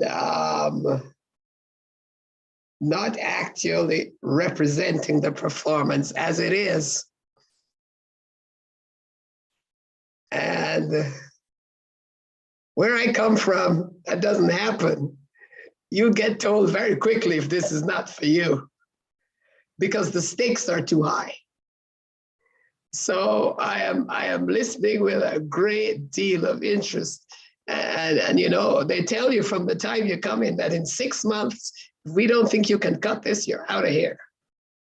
So it's different. Yeah, we've been sued a couple of times and we've won the university, right? But when you sign on the dotted line that your performance evaluations are meaningful and consequential, yeah, right? You understand that. So yeah, that's a very interesting thing for me. And it also builds character. If I tell you you're not good enough, then you strive to be better. I don't need to pander to your ego. So I find that very interesting. Now, the second thing I want to talk about is these next 2 sentences that Kenneth Smith wrote here. And then I want you, Rick, to help me understand the context in which he uses this word praxis, because I think this kind of dovetails with what we're saying. It says, our powers of reasoning, speaking, arguing, or questioning with one another all potentially enable us to reach the distinctively human arete. That's the performance, right? The right orchestration of our self-formative resources. The Greeks understand the proper matrix for human self-cultivation to be the mobilized domain of communication and insight, the realm of human praxis where we can reason together in behalf of higher insights. Yes. Now, I didn't get the context of praxis right there, but I think those 2 sentences kind of sum up what we're talking about. Yes. Thank you. Thank you, Sharon. Yeah, he's talking here about this idea that, you know, we can't develop our arete in isolation. We need some kind of support structure around us to help us cultivate these gifts that we're born with, however, whatever they may be from person to person. Our distinctive gifts, you know, it's not going to be like with the kittens racing back and forth in the room until they're great hunters, right? It's with us, we need other people to bounce our ideas off of and to try things with in order to figure out who we are. For example, even to know what of the many things we could do as sort of a generic animal. In some ways, Homo sapiens is kind of a generic animal. It's not clear looking at our body what we're supposed to be doing the way it is. If you look at a bird, it's supposed to be flying. You look at a fish, it's supposed to be swimming. And you look at a cheetah, it's got to be running. But you look at a human being and you're like, what exactly is this need to do? What does its body make it need to do? And our brain and our body both sort of offer us too many options. And it's through interacting with others that we learn what they're better at than we are and what we could be better at than they are, which helps us to zero in and go, oh, maybe I'm supposed to be an artist. I seem to be making some headway here compared to my peers. Maybe this is my thing. And then you don't only need it for that, but you also need it. You need to be able to then interact with other artists and see what they're doing and learn from each other and inform each other. Same with the study of medicine, right? You know, no one is born like Athena out of the head of Zeus as a master doctor. It just doesn't happen. You know, we got to fight our way every step. Even if we're going to be the greatest doctor of all time, we still start out, you know, not able to hold our head up or feed ourselves, and we got to work our way up step by step. And so there are these stages of development where, you know, first we need to figure out that this is the thing that we seem to be drawn to that's different from the people around us, and that adolescent drive to individuate, to separate ourselves from our parents, and is part of the process of figuring out, maybe I want to be a doctor, maybe this is what I want to do, and we got to find ourselves a community of like-minded people with whom we can bounce ideas off and try things together And through the process of that, we discover, partially by communicating and thinking, but partially by doing, we discover who it is that we are going to become, what our special gifts are, what our arete is. And so the process of culmination is this complicated mix of the individual and the social on the one hand, the thinking versus doing on the other. There's all these paradoxes that are the natural soil, if you will, for the development of our arete. Praxis is practice. It's thinking in action. Learning by doing is praxis. And as you know, learn one, do one, teach one, right? In medicine, it's like you only get so much lecture before you're dragged out and you're supposed to do it. Because the lecture is not going to sit until you actually get your hands on the thing and try it, and then you're like, oh, totally different from what I thought when I was sitting in the classroom, right? But then you still don't really understand it unless you can then turn around and explain it to somebody else. So how do you completing that full cycle in which learning and doing are tied together, doing and teaching are tied together, the responsibility that you have as a student married to the responsibility you have as a practitioner, married to the responsibility you have as a teacher of the next generation of students. There's this whole cyclical matrix involved here, involving complex relationships. This is what he's talking about here. The process of unfolding human arete is a very complicated thing compared to, that colt is up on its feet in a few hours. And pretty soon it's starting to hop and run about. And it's like, how does it even do that? Right? I mean, the excellence of a baby horse on its way to becoming an adult horse is shocking compared to what we have to go through. And yeah, a lifetime of experience, they do refine and develop further and further as great runners, but within a few hours, you can already see where they're going to go. And it's not that way for us. We need this complex orchestration, these self-formative resources he talks about, where there's something in us that wants to imitate. There's something in us that wants to judge what we like and don't like. There's something in us that, wants to individuate. There's all these kind of hard to pin down drives in human beings that makes it possible for us to absorb culture, which you would think would make us more like the people around us, except that we do it in a way that simultaneously makes us split ourselves off from the culture into being an individual within it, who's got their own gifts, their own preferences. Again, let me make a quick comment on that. I'm sorry, I'm cutting in because Sure. I always spoke. But who was that? Who was that guy or that god who saw his reflection in the river? And Narcissus. Okay, yeah. I've always thought for a very long time that Narcissus was kind of a bad dude because he was too attracted to his body and all that. And then I'm thinking now, it's interesting because I was giving a lecture and then it ended with the idea of reflection. And I like the duality of the reflection, because reflection could mean just the mirroring of the thing itself. So the mirroring of the body, oh, geez, this beautiful body, like how wonderful, right? But reflection is also deep thinking, reflecting on your thought itself. Taking stock. Yeah. Right.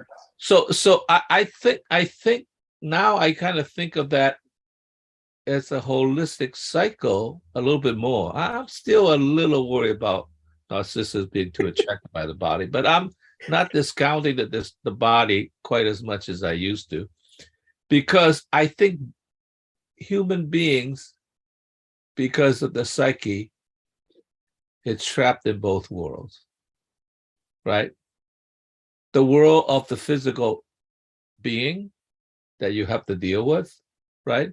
And the world of thought and thinking and contemplation.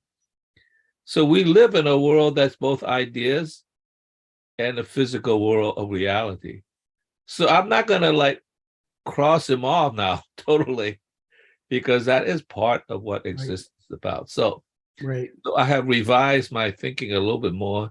It's a little bit more equivocal, and it's but I'm still a little worried about him looking at his image though. So I'll just leave it at that. So I think that talks about the cycle of the relationship. Yes. Thank you, Phil. Yeah, it's a good point about Narcissus, right? I mean, none of the Greek polytheistic deities is evil. As much as they didn't like Ares, still, even, or Eris, Strife, all of them had their role to play in human beings becoming human beings. And so, for example, Eris, Strife, the classical Greeks understood, there was more to Eris than just, causing the Trojan War. She was also the person that made you look around at your peers and say, well, if she can run fast, maybe I can run fast. Maybe I can try it too. Maybe I want to compete. Maybe, the desire to compete and to strive for excellence, the Greeks saw as being born in this strife as well. The negatives, the things that in the medieval period we would be taught were sins, might actually have a role to play in a healthy life from the perspective of the ancients. And Narcissus goes hand in hand with that. It's a shame that, although perhaps not surprising, that the main myth about Narcissus that's passed down to moderns, as filtered through medievals, is as a lesson about vanity. So we get that side of Narcissus, but nothing else. But if you think about it, one of their highest admonitions is Gnothe Seauton, know thyself. How are you supposed to know yourself if you're not allowed to look at yourself? Right? What you're talking about, reflection, not just physical reflection, but mental reflection, trying to work out who you are. If Homo sapiens was incapable of that, how could we individuate?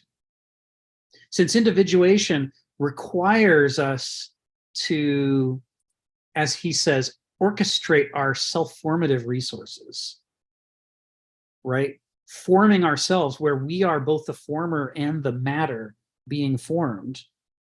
That only works if you can detect the matter. You can't say, for the sake of a shallow interpretation of virtue, I refuse to look in a mirror, and thus I will prove conspicuously how virtuous I am. That's a critique that's been made of certain subsects that they think to look in a mirror is vain inherently.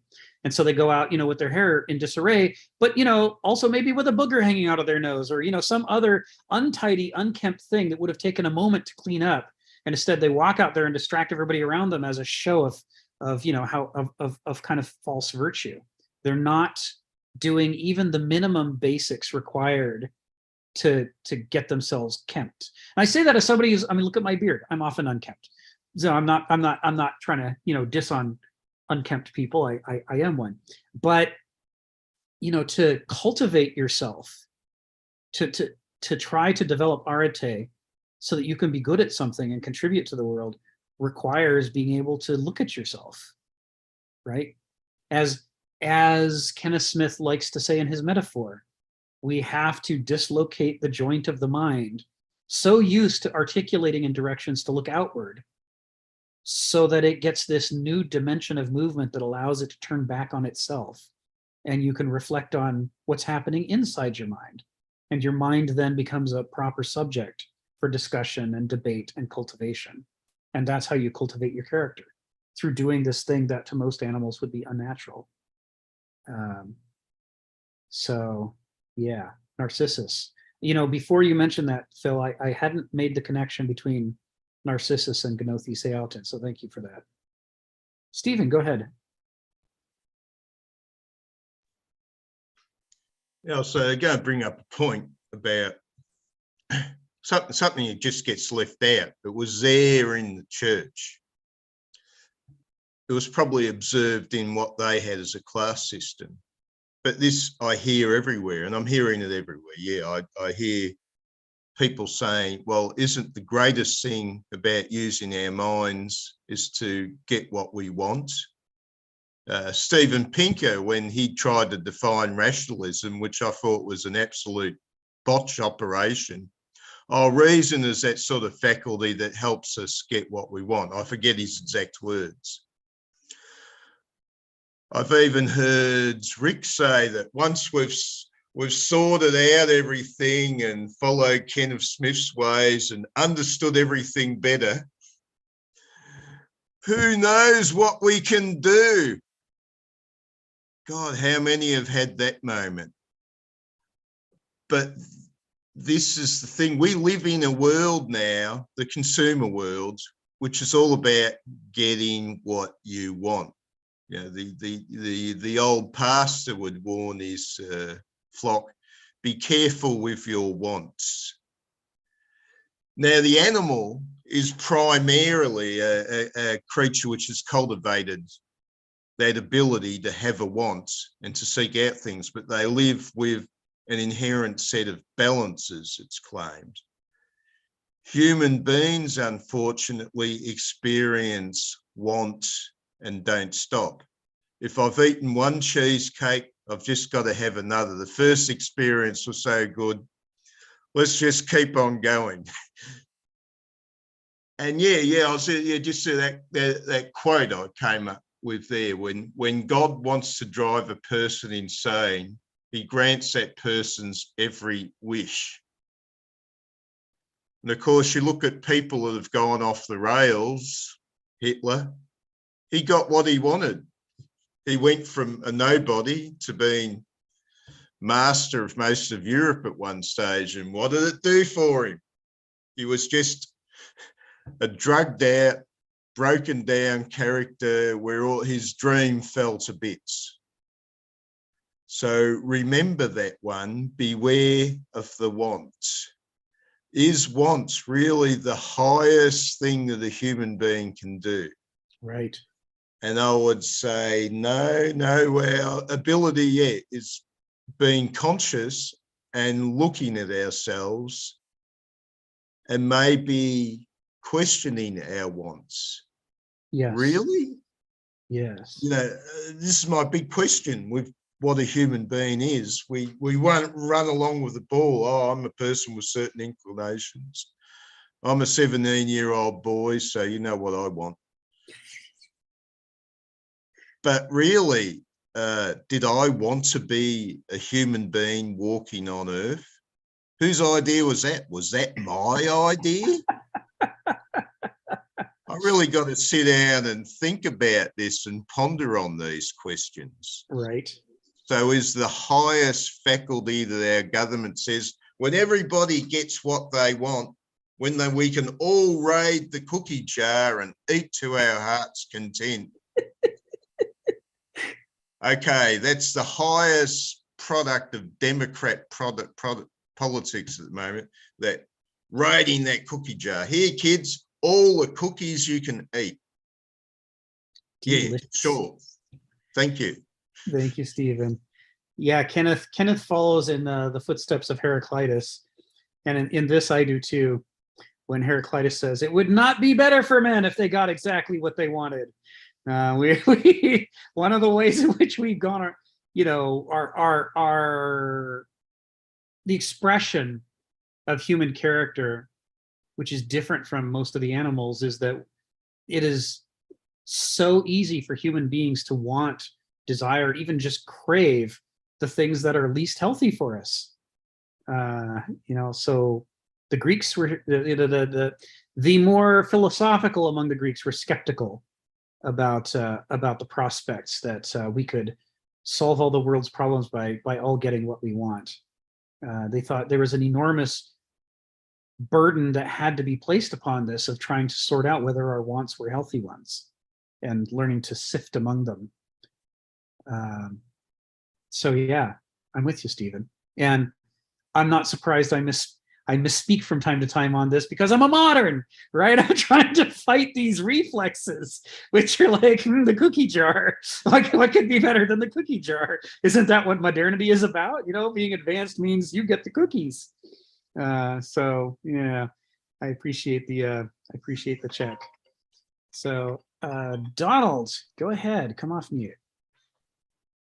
I think that tells us a lot about Steven Pinker. He's a modern Banausic personality for whom reason is instrumental.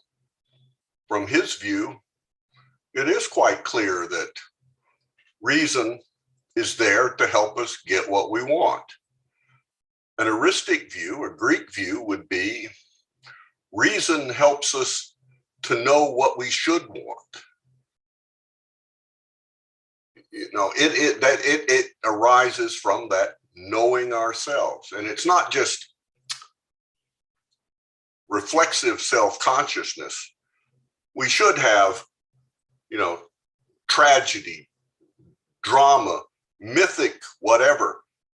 The history, the wisdom distilled from the men who have pursued this before us that say, we were people too. And we found out from praxis that when we did this, wasn't so good. Learn. You don't have to make this mistake. You can learn from our mistake. So getting to that heuristic use of reason to understand your own nature, your species nature, your civilization or culture's nature requires civilization, culture, requires other people helping. It's not, I don't think it's not sort of meditation, staring at your belly button and saying, now I know myself. Well, right. Now you've really deluded yourself. And I'm disappointed that Stephen has spoken 3 or 4 times and I haven't heard the word Geithner yet. Gleitner, whatever, what Gleitner. He'll remember. He'll remember. Okay, that'll come up. It'll come up in the last hour here. Okay. It will. Although I consider it a success of Stephen's mission that we're not at the end of the session and already you have brought up Gleitner. Oh. See, it's working. It won't happen again. I'm sorry. I'm sure it will. Donald promptly mutes himself. What have I done? Today, Donald. Tomorrow, the world. That's right. Yes. Yeah. The idea that you can't know yourself by gazing in your navel, that, a strictly noetic approach to knowing yourself will suppress almost everything about you into the background and result in a handful of properties abstracted out that you claim is, what's important about you. It's got to involve both noesis and gnosis. And to involve gnosis, it has to involve the experience of yourself. It has to praxis. And if it's going to involve experience and praxis, it's going to involve, oh God, that bugaboo of the modern age, feelings. You're going to feel things, including some strong feelings, This is why the ancients tried to encapsulate the wisdom in the form of really upsetting stories, or at least, emotionally moving in some fashion to help make them unforgettable, to help make an impact, because we're a whole creature that has to operate on multiple levels. If all we get is intellectual abstractions, it can't stick with us. But if that's tied to a story that is full of emotion, now it's got some feet. It can follow us. So yeah, it's a tricky thing, right? So we go back to Narcissus. Is it all just vanity, or is there a reason why maybe we should be seeing ourselves if we're going to cultivate ourselves? Sharon, and then Joseph, and then Phil. Go ahead, Sharon. Joseph hasn't said anything. Let him speak and then come back to me. Is that all right? I'll just be very, very brief, actually. So thank you. Yeah, no, I'll be very brief, because I find it interesting is that I think one of the things that actually makes us, enables us to, because Stephen talks a lot about what's the definition of rationality. And I would actually think the definition of rationality includes, to some degree, the ability to curb our desires and not get what we want. And that's primarily because it's that we can start to come to some degree of reason and understanding as to what is good. And I would say that that is something that we have that maybe that animals obviously don't have, is that ability to stop and curb our desires.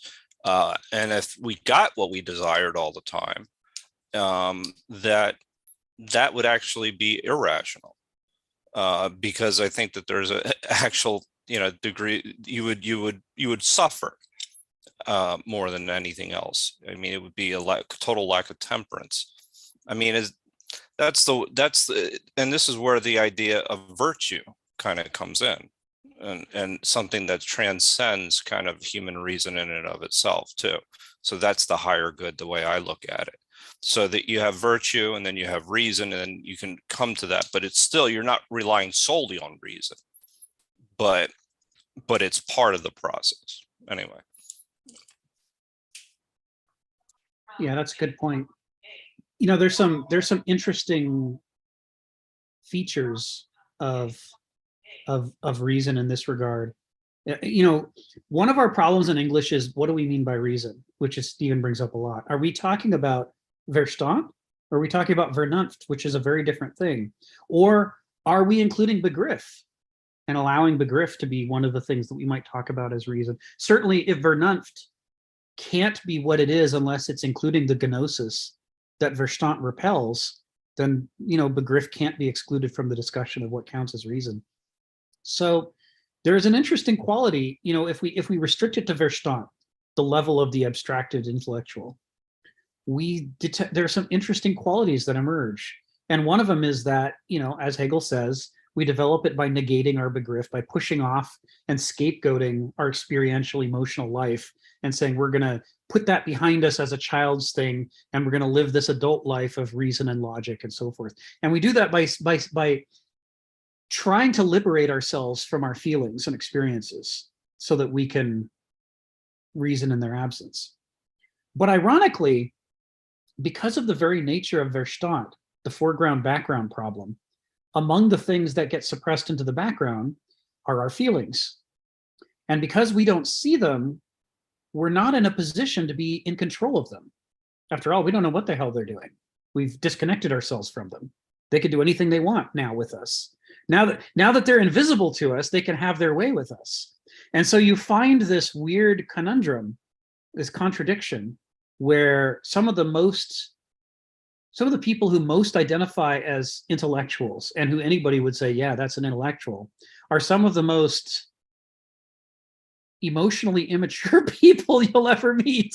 They can throw tantrums, they completely lose their mind when they're contradicted. And there's all kinds of things that happen. And they fight this battle with themselves where they struggle not to admit that they're having feelings, even when it's obvious that they are. The classic screamed denial of the disconnected intellectual is, I'm not angry, right? Because it's wrong to have feelings.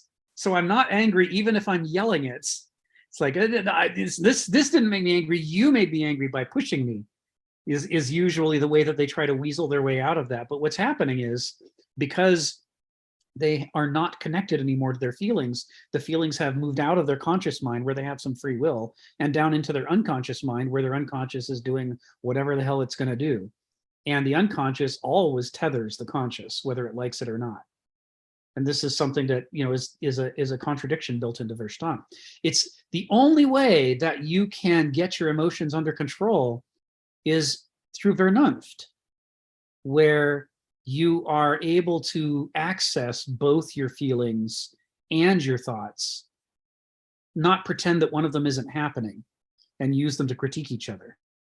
And that's the level at which you start to be capable of genuinely being disinterested rather than pretending to be uninterested. These legal terms, disinterest and uninterest, I know in pop culture this is completely lost, but To say that you don't care and you don't feel anything is a Verstand kind of thing to do. But to say, yes, I have all these conflicts of interest and I have all these very passionate feelings about it, but I'm still going to try to do the greater good here. And if you see me straying, help me to notice that I'm straying. That is a Vernunft thing to do, to admit them into the conversation and then try not to let them be the master. So it's a fascinating contradiction associated with reason, the relationship between emotions and reason. Thanks for bringing it up, Joseph. I think it's Sharon and then Phil, right? Because Sharon put her hand down prematurely to let Joseph in. So, Stephen, I am a fan of Steven Pinker, a big fan. And so I looked up his definition of reason, and it's holding your beliefs accountable to objective standards. Now, there are questionable parameters there, like what is objective standards, right? And what is accountability? But reason, in my estimation, is definitely not to get you what you want. It is to help in that development of this arete that we're talking about. And it's not, I want to say, self-absorbed, because getting what you want, unless you're trying to be your very best self, is defeating.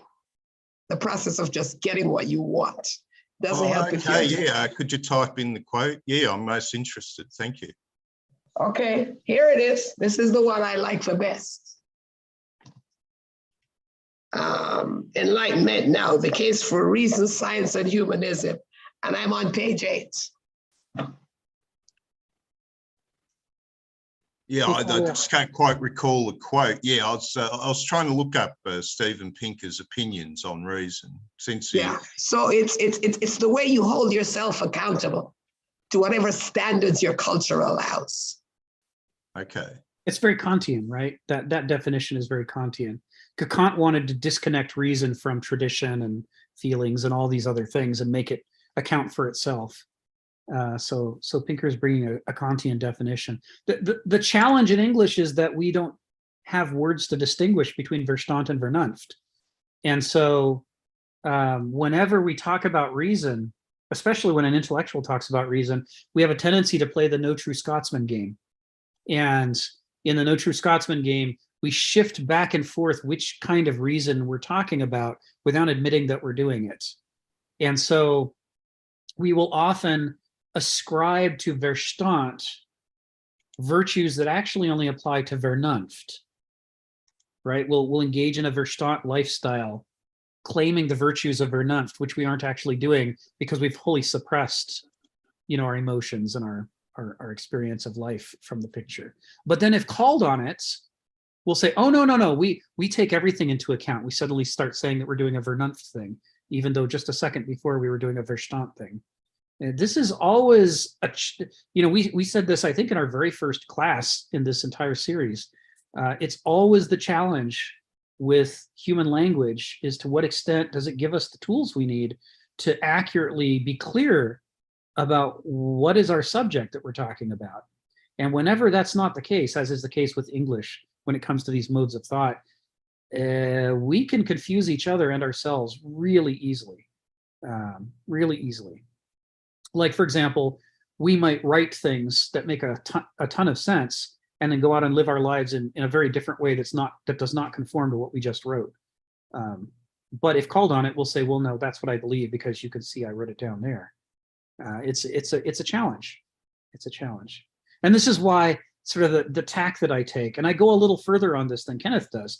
Kenneth goes a ways down this road and I go a little further, which is we should borrow into our language the terms that we're missing to give us the rest of what we need to be clear about what we're trying to say.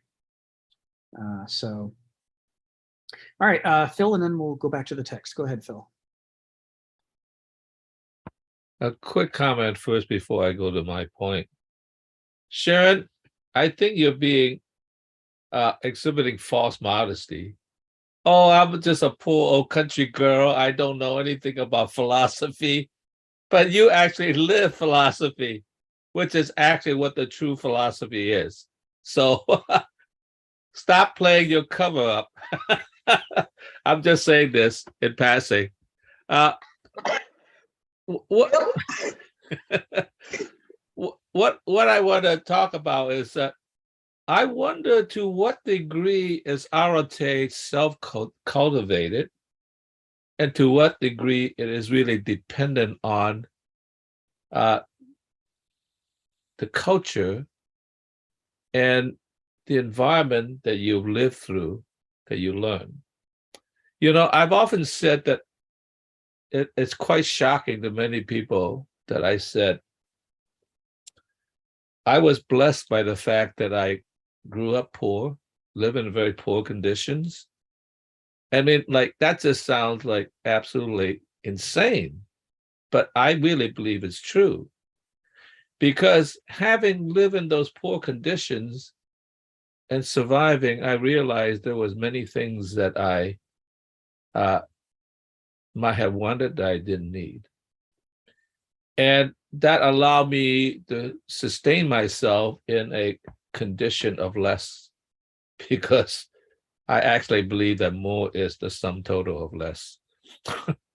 So in some sense, you know, I always felt that in a way, you know, I lived my whole life as a graduate student, really.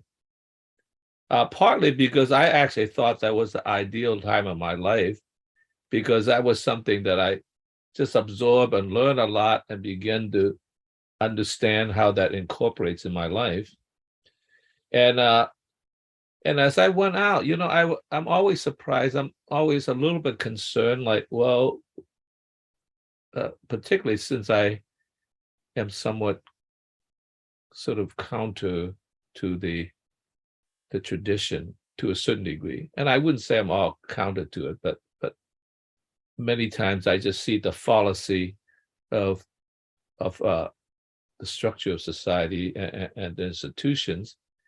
And I'm always rubbing against the grain, which means that always put me in danger of like being unemployed, you know. But part of the fact that I'm a little less afraid of being unemployed because I know I could live through it, right? And I'm always surprised, by the way, sometimes how when that happens, I was able to rev up something to pretty much always land on my feet. And it's a little shocking to me that I've been able to do it time after time after time. I mean, it's like you would think that at some point you would fall flat on your face and, you know, that you would be out for a very long time. And so that also builds into this thing.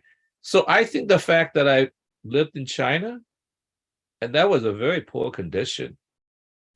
And I also experienced the fact that you could be indoctrinated by the culture. And I told this story, you know, when we first came out of Hong Kong, I met my mother. I didn't even know her. My grandmother said, "This is your mother," and we would have believed her, right? And I remember she was working as a live-in housemaid for a couple of white missionaries. And when we knocked on the door and they showed up, all three of us simultaneously broke out into an anti-American song. It wasn't like my bigger brother started and we said, "Oh, we better follow what he's saying." We were so indoctrinated by this ideology that we broke up. And the funny thing happened is, like, they listened very carefully. They were very, I wouldn't say pleased, but they were very sort of like attentive. And then they smiled and invited us into the house. And I didn't know what to make of that, except that my grandmother walked in. and so we thought, oh, okay, this is okay for some reason, even though it wasn't whatever it is. And I think living through that experience allowed me to see, oh, yes, the culture could also affect you in the wrong way because you could be indoctrinated. So I think that embedded in with me a degree of hesitation about the culture as well as learning from the culture. So you always have to use kind of a judgment that there are good people in the world and there are not so good people in the world. And so since we never had a father, and to some degree, bless her, my mother was so busy making a living, we really didn't have a mother. We take care of ourselves, right? And so in some sense, it's almost like education was our parents, what was at least my parent, right? Because because she was an ignorant woman from China. She didn't understand the culture, and we had to like fend for ourselves in a way, and it was very tough. And I think having been through a tough life and having, in the sense of do without money and without parents, essentially, taught me, in a sense, how to adapt to a fluidity of the culture and make certain judgments about how good people are from how not so good people are, and so forth. And I think that was a lucky break. Now, it's a lucky break that I wouldn't wish on anybody, but nonetheless, it was a lucky break because it gave me the constitution and the savvy to, in a sense, make judgments that I was in some sense, many way, if it was purely a self-directed arate, I wouldn't have been able to make, because I actually learned many things. And only after a certain while that it became incorporated into the self, and then I could go off on my own. So I think the relationship of one's potential and one's relationship to having lived through a situation actually are integrated with each other. Mm-hmm. It is not a separate thing, you know? That's right. And I think if I had lived the good old life where I could get what I want, I would have been a very different person. Right. Whatsoever. Right. Thank you, Phil. Yeah, the complicated relationship between to what extent are you cultivated into arate, and to what extent do you have to cultivate yourself into arate? You know, it's a tricky thing. You know, even in this sentence, the opening of the sentence that we said before, the paradox is right there. The Greeks understand the proper matrix for human self-cultivation. Matrix for human self-cultivation means it's not enough to try to cultivate yourself. It's necessary, but not sufficient. You also need a proper matrix, or else it's not going to work. And the matrix is the mobilized domain of communication and insight, i.e., it's through the interactions with other people that we are able to sharpen the tools of our mind, to use a hideous metaphor, and sort of figure out what we think as we go, to make the mistakes that are necessary. So the rest of that paragraph goes to the question that that Sharon had asked about praxis, in which he says, far more vital to the cohesion of communities than any physical goods we make are the verbal transactions, which are what we do. That's the praxis by Geneva, which are what we do in order to keep ourselves sane, wise, balanced, and properly concerned. Economic gratification may be necessary. Going back to Stephen, we might, need a certain amount of our desires, but this vision is essential, the teleological compass, without which a people deranges itself and perishes itself. The process of discussion, the process of wrestling with ideas, trying them out in the world, finding out what succeeds, what fails, remembering, attending to what worked and what didn't work, remembering it, communicating it to others, telling the stories. This is how the culture builds up. It's sort of oral empirical literature that helps it to sort through its ideas and figure out which ones are nonsense and which ones might have some healthy qualities to them. There's some interesting things in the old heroic traditions, where one of the great laments of a people that has failed is that who then now will remember the songs of our ancestors to sing them?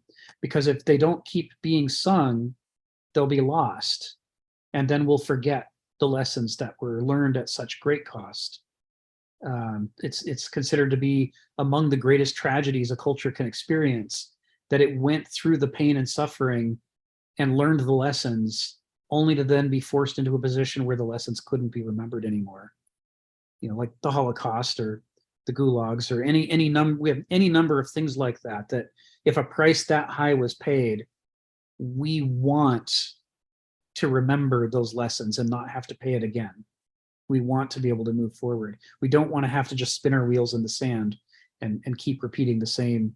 You know, it's a tragedy the first time it happens, but at some point, if we can't learn from it and we just keep repeating it, it turns into sort of a disturbing kind of farce. And we don't want to be reduced to that. So Sharon, you had your hand up, so go ahead. Come off mute and tell us what was on your mind. I was going to respond to Phil. Go ahead. Because I follow the teachings of Jesus Christ. And Jesus Christ talks about the poor. And he says, they shall inherit the kingdom of heaven.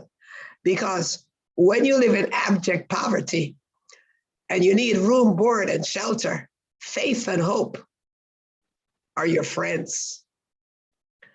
And when you meet people who are economically advantaged, the challenge of life is not as critical as when you come from poverty.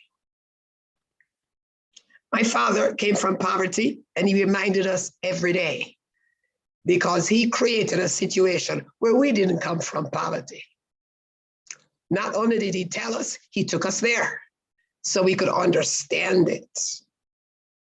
Right. So for me, that's an attribute, and it's something to be proud of. That's the way I see it.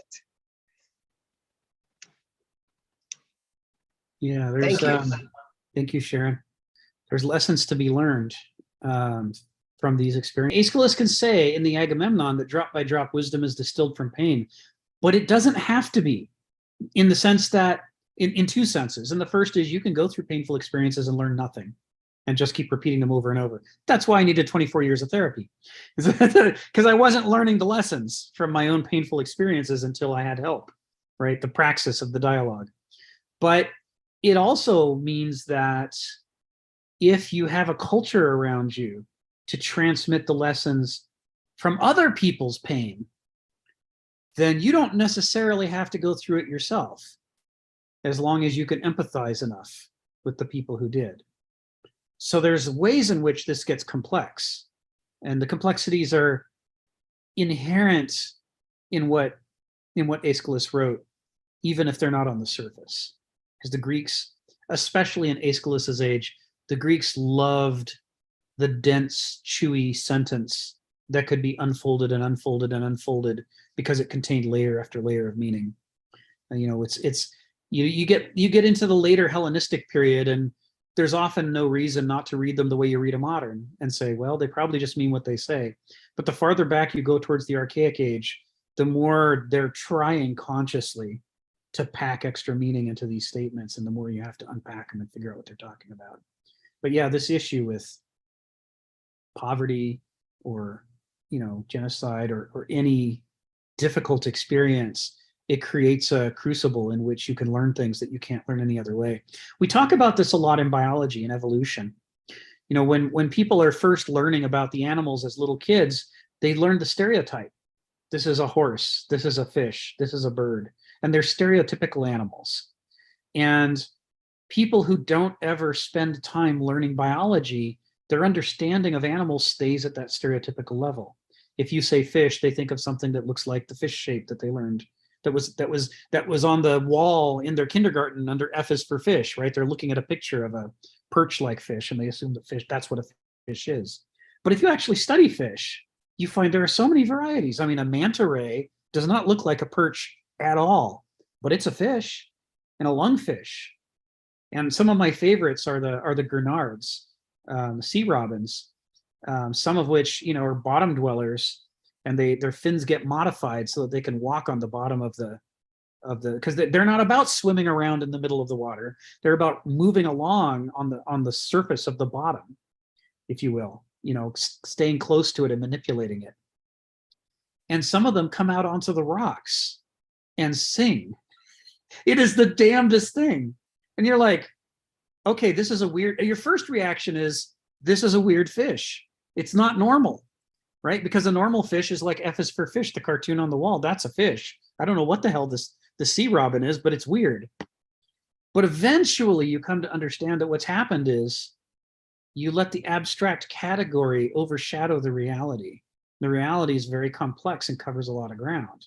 And there's things about even the normal fish that we will never understand until we look at the weird fish and then piece back together how the normal fish got the way that they are. Because there was a time when the normal fish were the weird ones. They developed out of other things. So it is with our own biology. How much do we learn about the mind by reading Oliver Sacks's essays and finding out about the strange cases? Those strange cases teach us things about ourselves that we couldn't see because of the normality, i.e. the familiarity of our own behavior. In looking for cures for cancer or other diseases, in looking for the nature of DNA and how it works, cellular biology, all of these areas, enormous discoveries, enormous breakthroughs are made in the uncomfortable places that aren't like everyday life, which is some of the places where some of the most important things, which are normally buried under other things, because as Heraclitus says, nature loves to hide. These boundary cases are sometimes the only places where these important invisible principles suddenly become visible. And there's no way to ignore them, and suddenly they stand out, and it can occur to us to study them and learn something from them, right?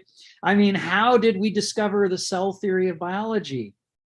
It was cork, specifically cork, right? Because the cells in cork are so large, and because it's a plant, so it's got cell walls outlining, like with a great big highlighter, outlining the boundaries of every cell. We looked at animal cells or our own cells, we couldn't see any cells at all.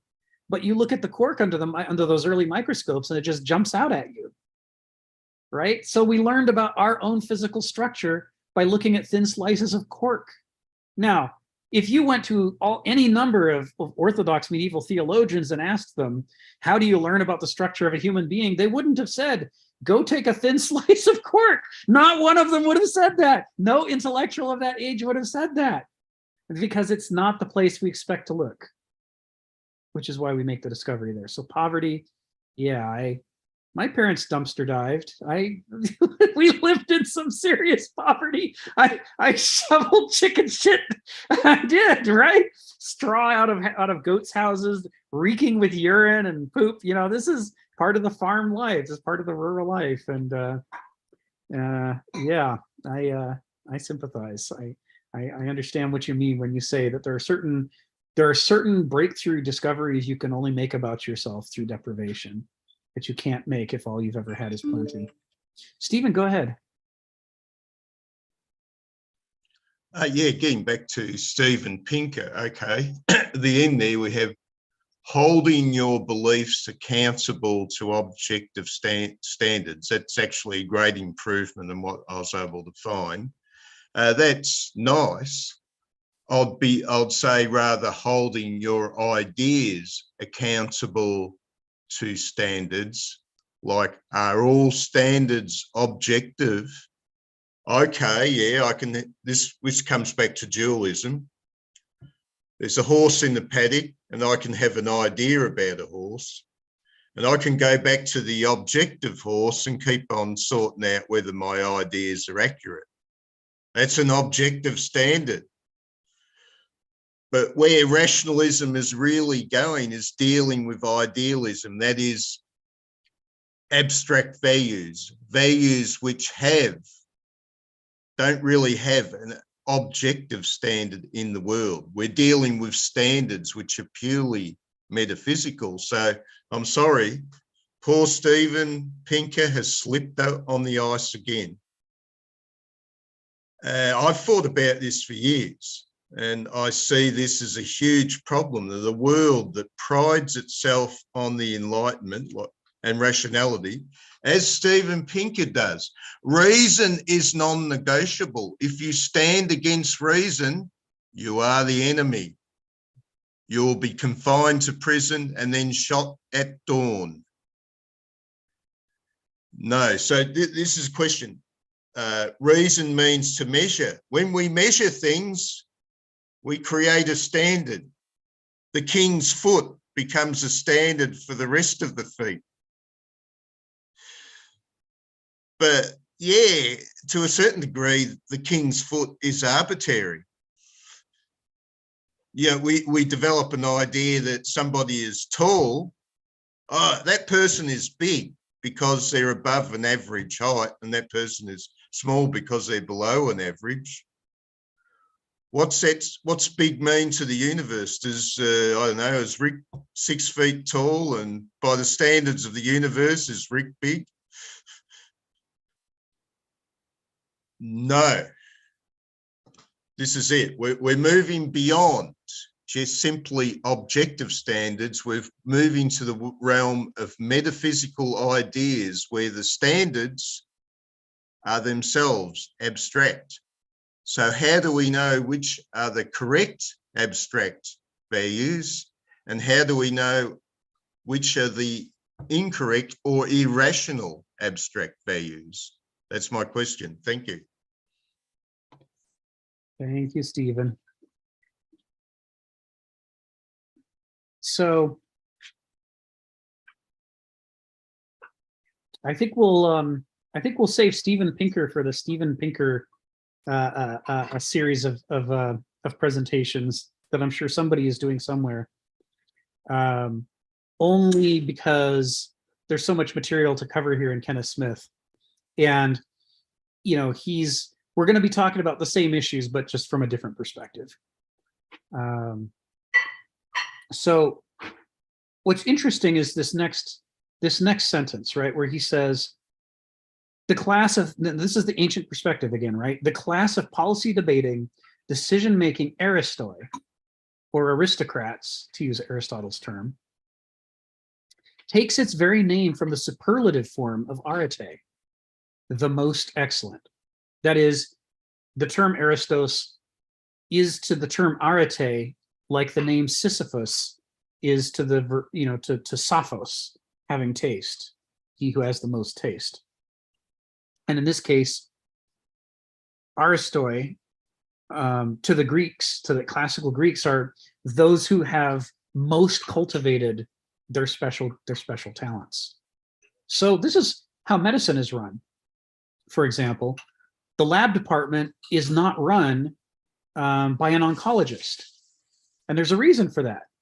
The oncology is a different arete than laboratory work.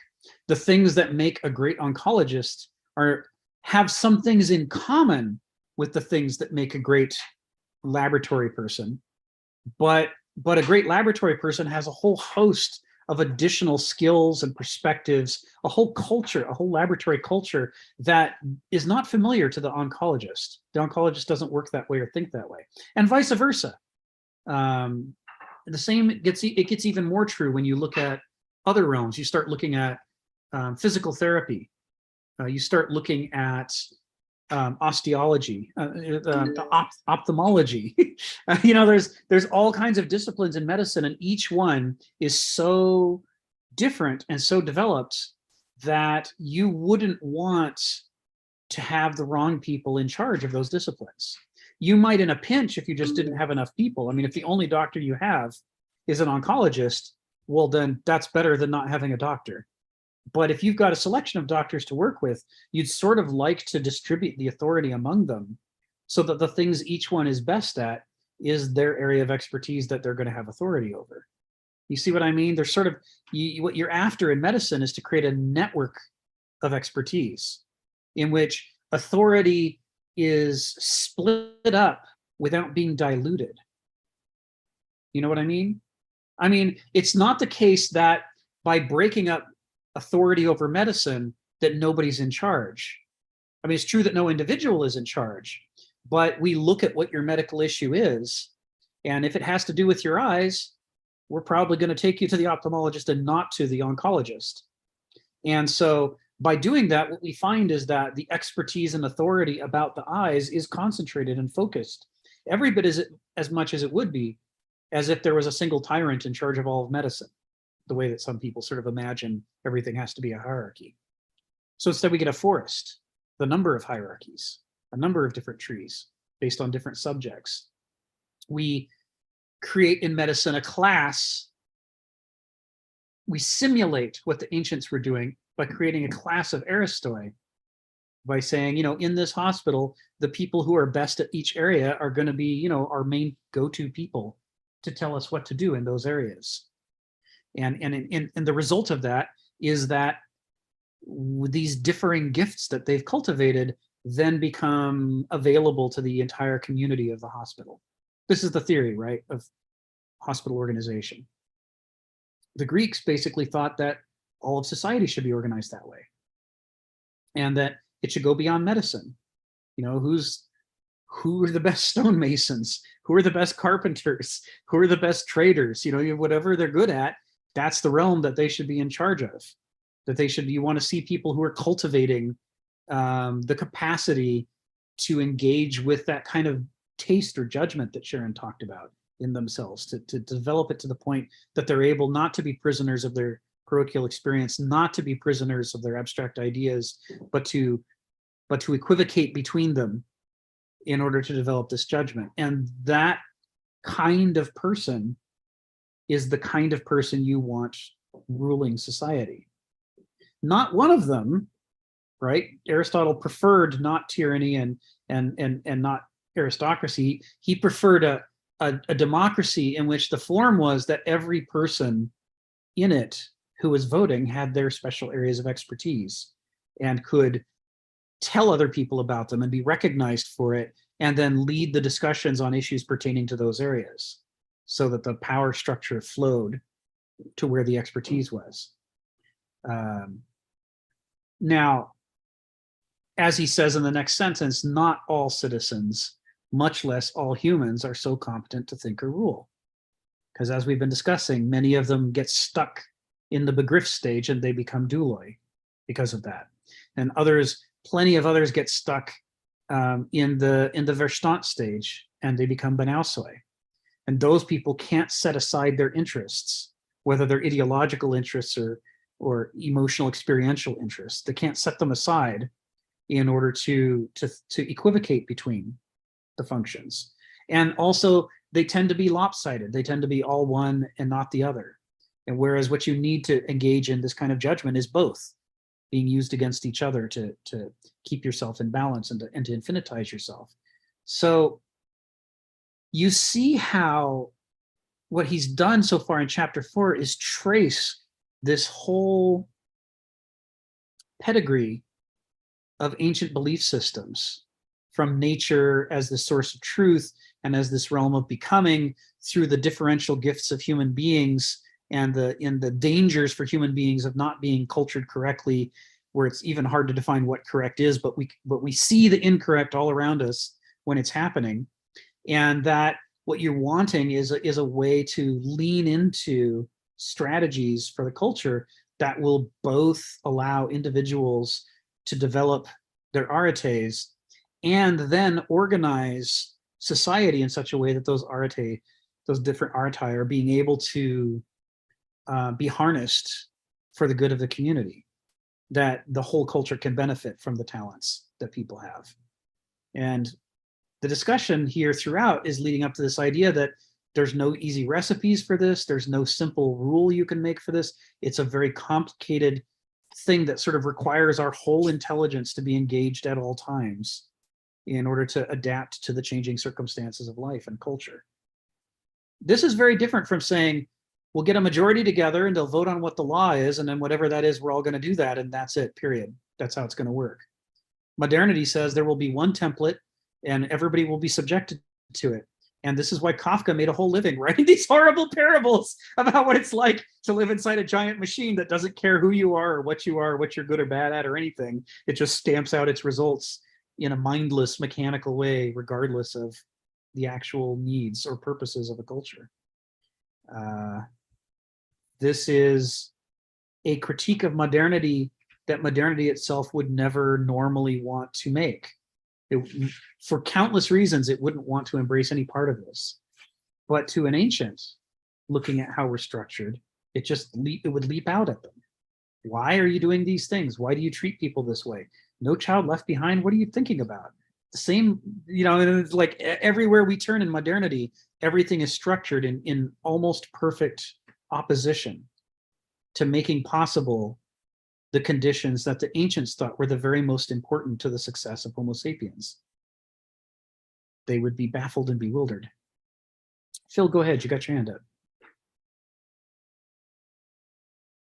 Yeah, I take what you're saying, but I'm going to differ slightly from that. I mean, you sing the hymn to Aristotle. I'm going to try to sing the hymns to Plato. Yeah, please. And, I think Plato, in a sense, got it right in a sense, because human beings, I think, exist between the world of forms or ideas and the world of the manifestation of the forms in existential things. And those two, in some sense, cannot be resolved because you're always caught between the twin pillars of how it is. I think it goes back to being. I think, is being contained in ideas, or is being contained in the world of things? And I think Hitwin and Plato is a kind of funny ambiguity, because on the one hand, it really moves toward Plotinus and then St. Augustine about the pure ideas descending down. And the thing about Christian theology is interesting. I'm not going to say that I believe in Christianity, but it's a very interesting thing. There's the Father. In the beginning was the Word, and the Word was God, and the Word was with God. Okay, then I'm thinking, like, what does with God mean? I guess God had the ideas, and then the Word was God. God manifests itself in the world. And so there's already a duality that's interesting. And the knitting together of that is the Holy Spirit, which I translate in Hegel as Geist. It seems a lot like Geist is really embedded in Christian theology.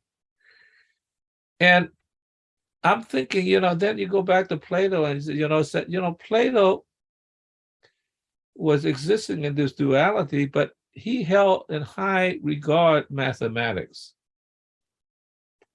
But mathematics, in a funny way, was the existential side of the divided line, which is sort of interesting. In other words, he did have some favor, at least to a certain degree, that the existence of the thing was an important authentication of the aspiration of the forms themselves. So that's interesting. And yesterday I was in a discussion, I think there was a Hegel discussion about mathematics, Greek mathematics. The Greeks had natural numbers. They did not have a zero. Right. Interesting how smart they are, but they didn't have a zero. Right. Because a zero does not exist in a funny way, okay? And then I questioned, like, did the Greeks have integers? Negative numbers. I think they did. There was a kind of a debate that went about, and somebody says, no, they didn't have integers until the Hellenistic period. which would be, the Hellenic Greeks. And apparently, even natural numbers and negative numbers was a manifestation of accounting. Interesting, right? Certainly, maybe not natural number. Perhaps the Egyptians had it. But the Babylonians, I think, discover certainly the zero. And then the negative numbers, because in accounting, you need negative numbers. And so that's interesting. Then it becomes an interesting thing like, oh, can culture itself create an existential thing? That was my question, right? So in some sense, there was a relationship that there are actually, in a way, two worlds, the world of ideas that are produced, in a sense, by a need for existential things. In mathematics, we know that, it authenticates scientific discovery, but when something goes wrong, sometimes they invent a new mathematics. Well, that's interesting, right? So Yes. that's not a pure idea. It's like it came from invention. And then I'm thinking, okay, I was really, in a sense, astonished and really appreciated Heidegger when he talked about art. And he really didn't so much talk about art as he talked about culture. He says the real paradigm of art is not what Hegel talks about, which is the beautiful Greek sculptures to show the beautiful body of Apollo and so forth. Okay? He says the essential art of Greece was the temple. Because the temple was something that both housed the divine world of the gods, but also housed the culture itself. And they coexisted in a duality, which is interesting. I think that was an insight is how he was able to say, yes, they allow for coexistence. Now, I don't know to what degree the coexistence, or just merely like, oh, we share the same apartment, or to what degree it becomes a entanglement, right? Yeah. Oh, let's get married and share the apartment, right? That's an entanglement, okay? But it's not a twin. It's definitely still, when you get married, is an entanglement, but we're not the same, although they say you will become one. So I think that duality is an interesting thing that Heidegger talks about. Is like, we need to understand that there's this duality, and in some way, the coexistence of being able to equivocate from the manifestation of the thing and the ideas themselves and the divine thing. I think, I'm not sure whether Hegel's migration of the soul of Geist is the same as the duality that coexisted in mutual coexistence that we try to do with the Russians. Mutual coexistence instead of mutual destruction. So I just wonder, like, oh, that's interesting. It acknowledges that, in a sense, ideas could come into being from culture itself. Now, I'm not quite sure to what limits that is, because certainly the Eiffel Tower is a manifestation of that for sure, right? It's like, okay, it's something that's synthetically made by culture. And it's like, okay, so I'm just sort of now wondering, that actually was predestined in a way in Plato in terms of how that coexistence between the divided line is something that human beings must struggle with. Yeah. Thank you, Phil. It's a hymn to Plato. That's right. Hey, Donald. I was going to say Donald appreciates that. Can't be neglecting Plato in this session. So Sharon, you had your hand up. Do you want to add something? Got to come off mute though. Yeah, so I sent Phil a message. I want to make sure he got it. Oh, text. And then the second thing I wanted to say to Phil is that one of the things that fascinate me is religious plurality. And the Holy Trinity is not unique to Christianity. Right. Right. That's all I wanted to say. Thank you, Sharon. Thank you, Sharon. Yes. And Stephen, you got a final thing to say before we wrap up? Yeah, the question of gluttony. So back in 1979, the guy comes along. He was a devotee of Rudolf Steiner. He was a Norwegian sea captain, and he came to Melbourne he was very wrapped up in the idea of Norse mythology and gluttony and what it meant. And this is back in 1979. He came back to Melbourne because he first was introduced to anthroposophy Rudolf Steiner in Melbourne. His name was Truls Capellan, and everyone was thinking, oh yeah, gluttony, there's that riddle. Oh, it's so subtle, it's so... And a few years ago, I started thinking about it again, and I thought, well, when I went back to some of the Viking stuff after a generational absence, see, I can recall being a Viking warrior in the past life. Now, without that, I never would have figured it out, because I suddenly remembered back to something in the past, and yeah, it was facepalm. It's that obvious. Rick, you proudly on your Facebook, you show the picture of all your fellow martial artists there in whatever discipline it is. And that little riddle is about that. Okay, I've given you a big clue now. Now think about stuff which is concrete rather than the finest of abstraction, because sometimes what is concrete is the most serious abstraction you can have. Yeah, that's right. Thank you. Thank you, Stephen.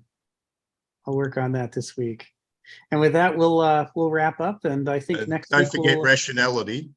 And we'll forget rationality. And next week, I think we'll finish section D and be able to move on to E. So we're great discussion. Thank you for putting up with my hoarseness. Of course. Thanks for being here. Nice to see you again, Sharon. Great to have you back. Thank you. Okay, goodbye. See you next week. Nice to see you, Sharon. Bye. Thank you.